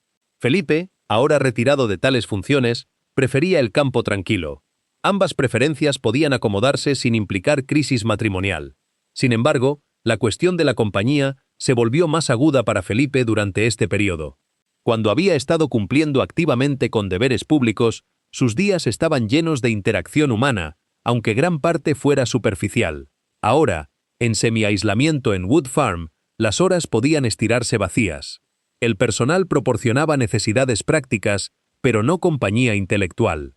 La familia visitaba, pero tenía sus propias vidas ocupadas. Las amistades de toda la vida se estaban adelgazando a medida que más contemporáneos morían. En este contexto, Penny se volvió aún más importante. Vivía en Hampshire, en Broadlands, no prohibitivamente lejos de Norfolk. Podía visitar sin gran logística involucrada. Y cuando visitaba, traía exactamente lo que Felipe más necesitaba: interés genuino, conversación intelectual, memoria compartida de décadas de experiencia juntos, y la capacidad de relacionarse con él como una persona completa, en lugar de como un anciano que necesitaba ser manejado cuidadosamente. Los informes de personas cercanas a la situación durante este periodo sugieren que Penny visitaba regularmente, a veces quedándose en propiedades cercanas, a veces visitando solo por el día. Estos arreglos eran discretos pero no secretos. El personal sabía, la familia sabía. Y nadie hacía objeciones, porque todos podían ver que estas visitas hacían a Felipe más feliz, más comprometido, más parecido a sí mismo. Hubo un patrón particular que el personal notó. En los días cuando Penny visitaba, Felipe ponía más esfuerzo en su apariencia, estaba de mejor humor, era más propenso a querer caminar por los terrenos o involucrarse en conversación. Los días cuando no tenía tales visitas, podía ser más retraído, más irritable, más obviamente sintiendo el peso de la edad y el aislamiento. El contraste era lo suficientemente marcado como para hacer que su dependencia emocional de estas visitas fuera perfectamente obvia. Esta era, debería enfatizarse, la dependencia de un hombre muy anciano de una fuente confiable de compañía y estimulación, no necesariamente algo más dramático, pero aún revelaba cuán central se había vuelto Penny en su bienestar emocional. No era solo una vieja amiga que visitaba ocasionalmente. Era una de las pocas personas cuya compañía aún podía levantarlo de la melancolía que a menudo acompaña a la vejez avanzada. Los últimos años de la vida de Felipe estuvieron marcados por hospitalizaciones cada vez más frecuentes y problemas de salud cada vez más graves. En 2017 se retiró de deberes públicos. En 2018 se sometió a una cirugía de cadera exitosa, un procedimiento mayor para alguien de 96 años. En 2019 estuvo involucrado en un accidente automovilístico cerca de Sandringham que, aunque no resultó gravemente herido, lo sacudió y finalmente lo llevó a renunciar a conducir voluntariamente. En diciembre de 2019 fue hospitalizado en Londres durante 4 noches para tratamiento de una condición preexistente, los detalles de la cual nunca se divulgaron públicamente. Se recuperó, pero estaba visiblemente más frágil cuando apareció públicamente después. Luego vino 2020 y la pandemia de COVID-19, que transformó la vida de todos pero tuvo un impacto particularmente significativo en los ancianos que de repente enfrentaron aislamiento intenso como medida de protección de la salud. Felipe y la reina pasaron el primer confinamiento juntos en el castillo de Windsor, un periodo conocido dentro de la familia como HMS Bubble, la burbuja HMS, usando el acrónimo naval que Felipe había empleado durante toda su vida. Para una pareja que había pasado crecientes cantidades de tiempo separados en años recientes, este repentino confinamiento forzoso fue un ajuste significativo. Según informes, lo manejaron desarrollando rutinas separadas dentro del castillo, cada uno manteniendo espacio personal mientras compartiendo algunas comidas y tiempo de tarde. Durante los confinamientos, cuando las visitas en persona se restringieron severamente, las maneras en que Felipe mantuvo conexiones con aquellos fuera de su burbuja inmediata se volvieron tema de algún interés. La tecnología nunca había sido el fuerte de Felipe, pero el personal lo ayudó a establecer capacidades de videoconferencia para que pudiera mantenerse en contacto con familia y amigos. Se informó que Penny estuvo entre aquellos con quienes se mantenía en contacto regular a través de estos medios. Una vez que las restricciones se flexibilizaron lo suficiente como para permitir visitas en persona cuidadosas, Penny se encontraba aparentemente entre el círculo muy pequeño de no familiares permitidos ver a Felipe. Esto fue notable porque durante gran parte de 2020 y principios de 2021, el acceso incluso a miembros de la familia extendida estaba severamente limitado por precauciones de salud. Que Penny tuviera acceso durante este periodo de restricciones extremas hablaba directamente de cuán esencial era considerada para el bienestar de Felipe. En febrero de 2021, Felipe fue admitido en el hospital King Edward VII en Londres después de sentirse mal. Inicialmente se pensó que sería una hospitalización de pocos días, pero se extendió a semanas mientras era tratado por una infección y se sometía a cirugía cardíaca. Fue trasladado brevemente al Hospital St. Bartholomew, un centro especializado en cardiología, antes de regresar a King Edward VII. En total, pasó 28 noches en el hospital, la estadía más larga de su vida. Cuando finalmente fue liberado el 16 de marzo de 2021, las fotografías mostraban a un hombre profundamente debilitado. Siempre había sido robusto, incluso en edad avanzada, pero ahora se veía frágil de maneras que no podían ocultarse. Se fue del hospital en auto en lugar de ambulancia, una señal de que se había recuperado lo suficiente como para irse a casa, pero observadores cercanos podían ver que había cruzado algún umbral. La recuperación de tales procedimientos a los 99 años es extremadamente difícil, y aunque sobrevivió a la experiencia inmediata, claramente lo había dejado significativamente debilitado. Pasó sus semanas finales en el castillo de Windsor, donde la reina permaneció con él. Los miembros de la familia visitaban cuando podían, dentro de las restricciones de COVID aún en vigor. El círculo de aquellos que lo veían se redujo a familiares inmediatos más unas pocas personas esenciales. No hay confirmación pública de si Penny pudo visitarlo durante estas semanas finales, pero dado su patrón de acceso a lo largo de los años y su importancia para él, habría sido característico de cómo la familia había manejado su presencia que se le permitiera una visita de despedida si ella la buscaba y él la deseaba. El príncipe Felipe murió pacíficamente en el castillo de Windsor la mañana del 9 de abril de 2021, 2 meses antes de su 60º cumpleaños. El anuncio del Palacio de Buckingham era simple: Su Alteza Real falleció pacíficamente esta mañana en el castillo de Windsor. Se harán más anuncios a su debido tiempo. La familia real se une con personas de todo el mundo en el duelo por su pérdida.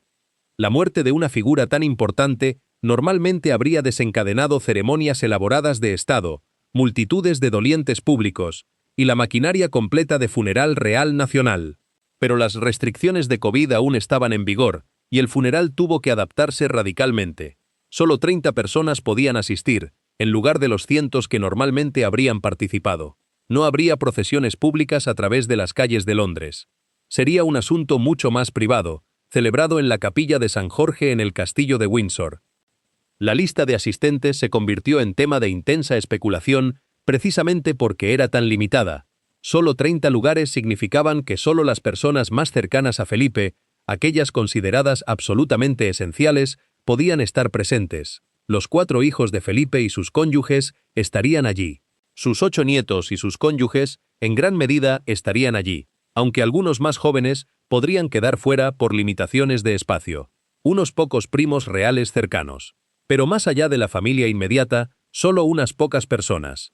Cuando se anunció la lista final de asistentes, el nombre de Penélope Knatchbull, condesa Mountbatten de Birmania, estaba en ella.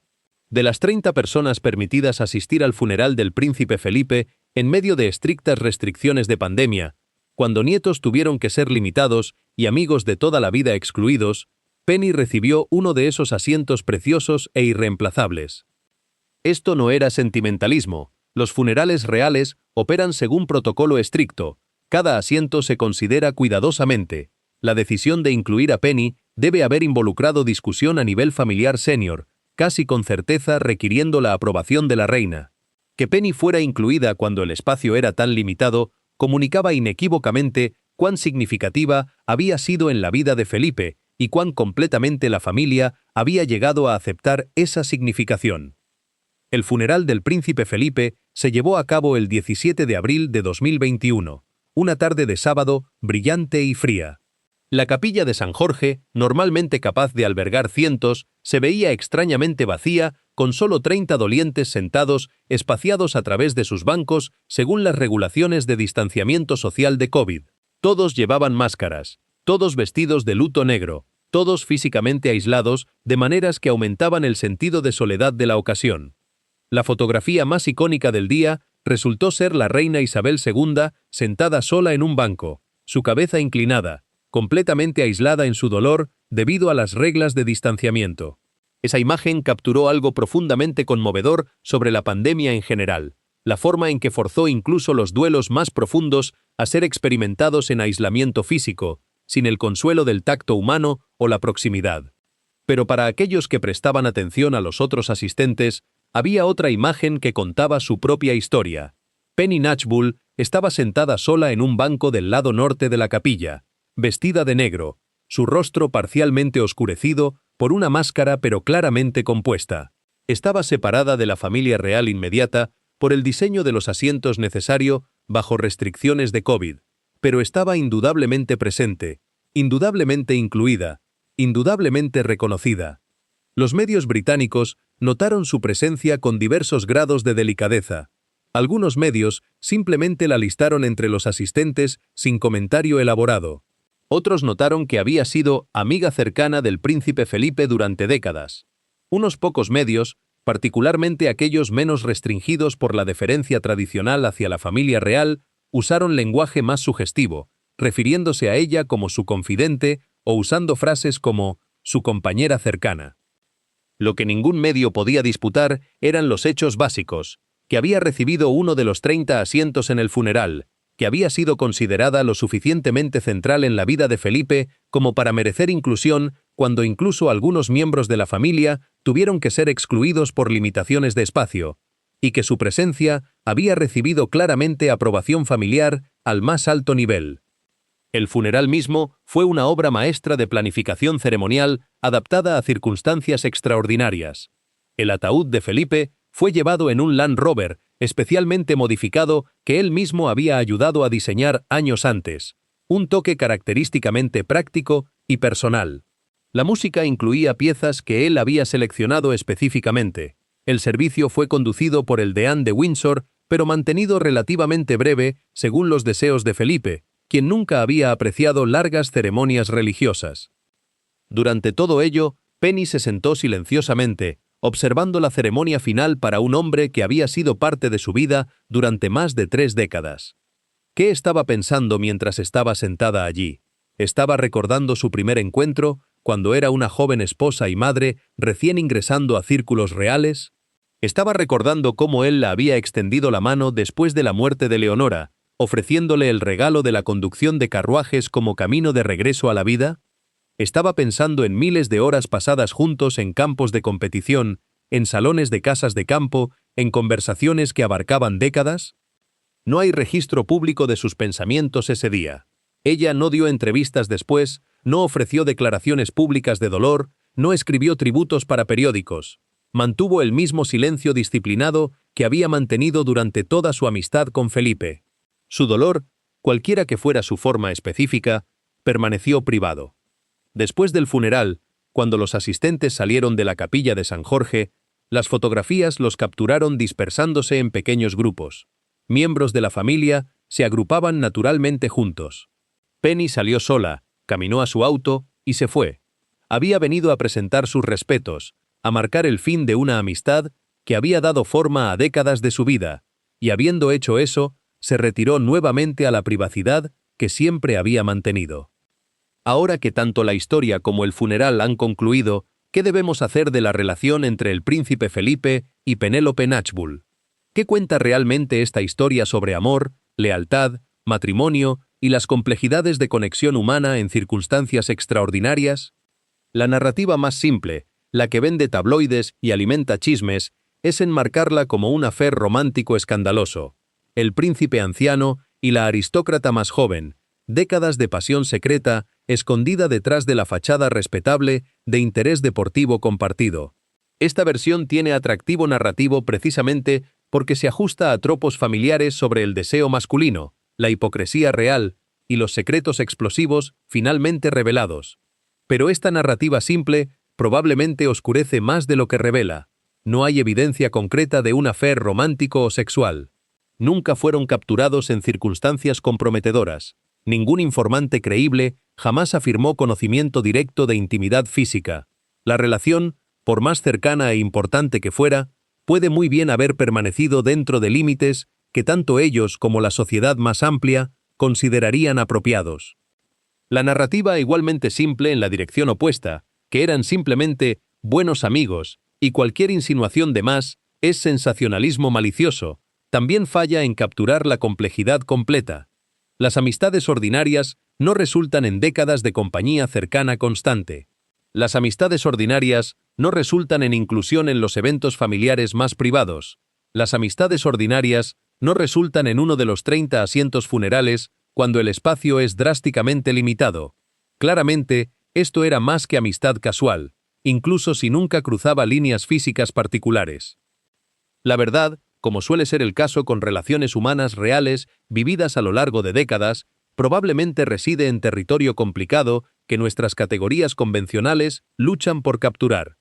Felipe y Penny compartían algo profundamente importante que proporcionaba a cada uno cosas que necesitaban y no estaban obteniendo completamente en otra parte. Para Felipe, Penny ofrecía compañía intelectual, interés compartido en conducción de carruajes, alguien que lo trataba como persona completa en lugar de simplemente como príncipe envejeciendo, y validación de que aún importaba como individuo. Para Penny, Felipe ofrecía mentoría, acceso a un mundo de logro e importancia más allá de su rol doméstico, tratamiento como igual intelectual en lugar de meramente esposa aristocrática decorativa, y conexión con alguien que entendía la pérdida y el dolor sin sentimentalizarlos. Estas necesidades y lo que cada uno proporcionaba al otro crearon un vínculo que era íntimo sin ser necesariamente sexual, profundamente significativo sin encajar pulcramente en categorías de affair o solo amigos. Era una relación adulta compleja, del tipo que las personas reales tienen frecuentemente, pero sobre las cuales nuestro discurso público tiene vocabulario limitado. La pregunta de si algo físico alguna vez ocurrió entre ellos es, en última instancia, imposible de responder definitivamente basándose en evidencia disponible y, quizás, menos importante de lo que nuestra cultura obsesionada con el sexo asume. Ya sea que alguna vez se besaron o fueron a la cama juntos, dice menos sobre el significado de su relación que el hecho de que eligieron pasar tiempo juntos regularmente durante más de 30 años, que claramente obtenían profunda satisfacción de la compañía del otro, que los conocían mejor permitieron que la relación continuara, y que cuando Felipe murió, Penny fue considerada lo suficientemente importante como para estar presente en sus ritos finales. Lo que es más interesante que la presencia o ausencia de contacto físico es lo que esta relación revela sobre matrimonios de muy larga data, particularmente aquellos vividos bajo escrutinio público. La reina Isabel y el príncipe Felipe estuvieron casados durante más de 73 años, cuando él murió, una de las uniones más largas en historia real británica. Claramente habían construido algo duradero y significativo juntos, pero igualmente claramente habían construido algo que incluía espacio para que cada socio tuviera esferas de vida y relaciones que no involucraban completamente al otro. Esto no hace que su matrimonio sea falso o fracasado. Lo hace realista. Muy pocos matrimonios, particularmente aquellos que duran muchas décadas, involucran a dos personas satisfaciendo completa y exclusivamente todas las necesidades emocionales, intelectuales y sociales del otro en cada etapa de la vida. Las personas cambian, las necesidades evolucionan, los intereses se desarrollan en diferentes direcciones. Las parejas que insisten en exclusividad emocional absoluta a menudo terminan ya sea sofocándose mutuamente o viviendo con resentimiento crónico. Las parejas que encuentran maneras de permitir que cada socio tenga ciertas amistades, intereses o actividades separadas, mientras manteniendo lealtad central y compromiso, a menudo tienen matrimonios más duraderos y más satisfactorios. La reina y Felipe parecen haber llegado a exactamente tal acomodación, cada uno permitiendo al otro ciertas libertades dentro de límites apropiados de discreción y respeto. La presencia de Penny en la vida de Felipe también ilumina algo sobre envejecimiento que nuestra cultura, a menudo, prefiere no examinar demasiado de cerca. A medida que las personas envejecen, particularmente en edad muy avanzada, la compañía se vuelve cada vez más importante incluso mientras el círculo de compañeros disponibles se encoge. Cónyuges longevos pueden no ser capaces de proporcionar toda la estimulación intelectual o conexión emocional que una vez hicieron, particularmente si tienen temperamentos muy diferentes o si las presiones de roles públicos compartidos han moldeado su relación en formas específicas. En este contexto, amistades cercanas fuera del matrimonio no son necesariamente traiciones, sino líneas de vida. Proporcionan razones para levantarse por la mañana, temas de conversación que generan energía en lugar de agotarla, conexiones con personas que eligen estar allí en lugar de ser obligadas por lazo familiar. Para Felipe en sus últimos años, Penny parece haber servido exactamente esta función. La historia también revela cómo funcionan realmente instituciones como la monarquía británica, debajo de su superficie cuidadosamente pulida. El discurso público sobre la familia real a menudo oscila entre dos polos: hagiografía sincrítica, que los trata como moralmente superiores a personas ordinarias, o exposición sensacionalista, que los trata como definitivamente peores que personas ordinarias. completamente hipócritas en su presentación pública de valores familiares. La realidad, como sugiere esta historia, es más matizada. La familia real está compuesta de seres humanos complejos navegando circunstancias extraordinarias.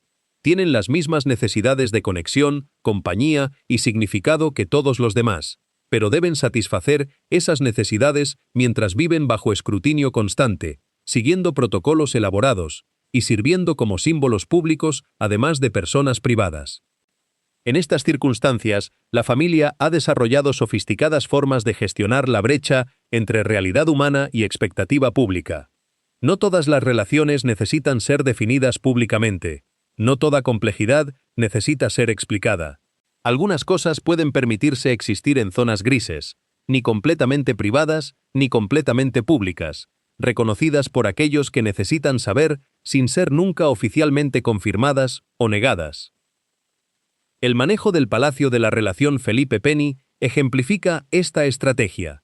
Nunca la confirmaron, nunca la negaron, nunca la explicaron, simplemente la dejaron existir, permitieron que Penny continuara teniendo acceso y confiaron en que su propia discreción y la de Felipe mantendrían las cosas dentro de límites apropiados.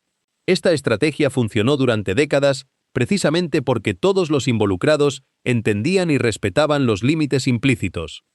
Finalmente, esta historia nos invita a considerar qué constituye realmente traición marital y qué constituye acomodación apropiada de necesidades humanas dentro de matrimonios de larga data. Nuestro discurso cultural sobre infidelidad tiende a enfocarse fuertemente en comportamiento sexual. Si contacto físico ocurrió, entonces hubo traición. Si no, entonces todo está bien. Pero esta formulación binaria simple pierde muchas de las maneras más complejas en que las personas pueden ser leales o desleales en matrimonios. Un cónyuge puede ser completamente fiel sexualmente mientras siendo emocionalmente distante, desdeñoso de las necesidades del otro socio, o creando un ambiente doméstico de crítica constante o indiferencia.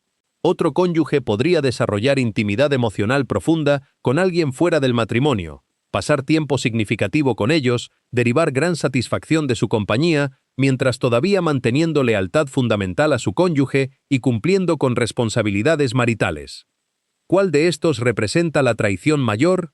La respuesta probablemente depende de lo que cada matrimonio específico ha definido explícita o implícitamente como sus límites. Y en el matrimonio de la reina y Felipe, los límites parecen haber permitido amistades significativas fuera del matrimonio mientras requiriendo discreción, respeto continuado y cumplimiento de deberes compartidos.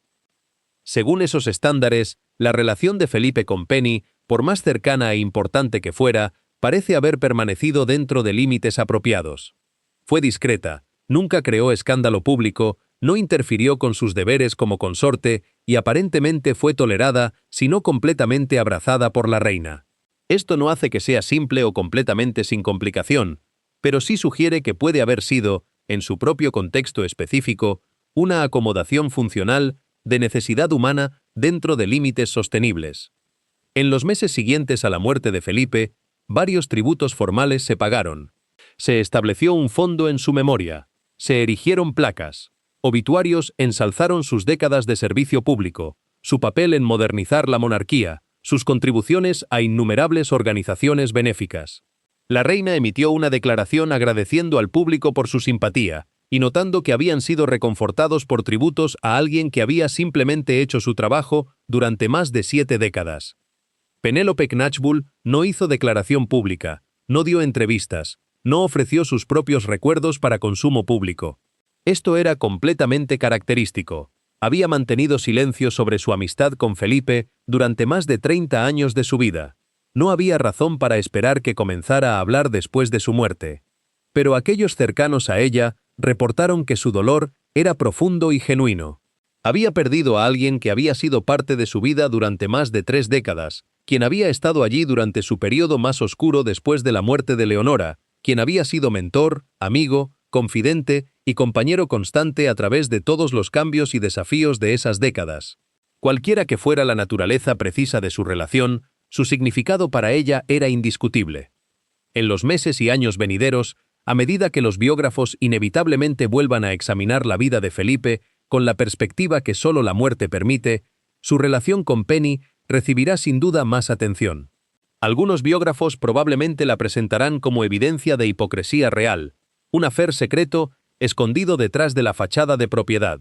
Otros la minimizarán como meramente amistad inocente, maliciosamente malinterpretada por medios cínicos. Los más sofisticados probablemente reconocerán que la verdad reside en territorio complicado entre estos polos. Lo que cualquier biógrafo honesto debe reconocer es que Penny Knatchbull fue claramente una de las personas más importantes en la vida privada de Felipe durante sus décadas finales. Ella fue incluida en sus círculos más íntimos, le dio compañía que valoraba profundamente, y fue considerada lo suficientemente significativa como para recibir uno de los 30 asientos en su funeral en medio de restricciones sin precedentes. Estos son hechos, no interpretaciones, y cualquier cuenta de su vida que la ignore o la descarte está presentando un retrato incompleto. Para Penny misma, el futuro continuará probablemente en el mismo modo que ha vivido durante décadas, discreta, privada, cumpliendo con sus responsabilidades como condesa Mountbatten sin buscar atención pública, manteniendo relaciones con la familia real que han sido importantes para ella durante tanto tiempo. Ahora está en sus finales de 60 años, una mujer que ha navegado pérdida extraordinaria, ha mantenido un matrimonio complicado, ha criado hijos, ha administrado una gran propiedad histórica y ha sido central en la vida de uno de los hombres más importantes del siglo XX. Su legado, en la medida en que tenga uno más allá de su familia inmediata, probablemente será para siempre entrelazado con Felipe. Será recordada, justa o injustamente, principalmente como su amiga cercana, con todas las insinuaciones que esa frase conlleva. Algunos la verán como una figura romántica, el amor secreto de un príncipe. Otros la verán más cínicamente, como una ambiciosa aristócrata que se apegó a la realeza. Unos pocos, quizás los más sabios, la verán simplemente como una persona compleja, que compartió un vínculo significativo con otra persona compleja, y que manejó ese vínculo con notable discreción y dignidad durante más de 3 décadas.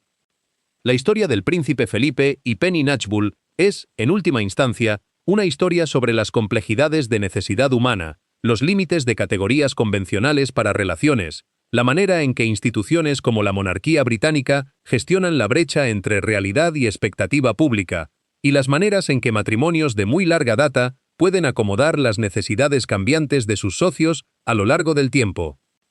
Es una historia sin villanos claros o héroes simples, solo personas navegando circunstancias extraordinarias lo mejor que pueden, tomando decisiones que tienen sentido en su contexto, incluso si no se ajustan pulcramente a ideales románticos convencionales. Es una historia sobre cómo el poder realmente funciona en círculos de élite, cómo la privacidad es negociada y protegida, cómo las instituciones se adaptan a realidades humanas sin nunca reconocerlas oficialmente. Más que nada, es una historia sobre las relaciones que verdaderamente definen vidas versus aquellas que meramente las decoran.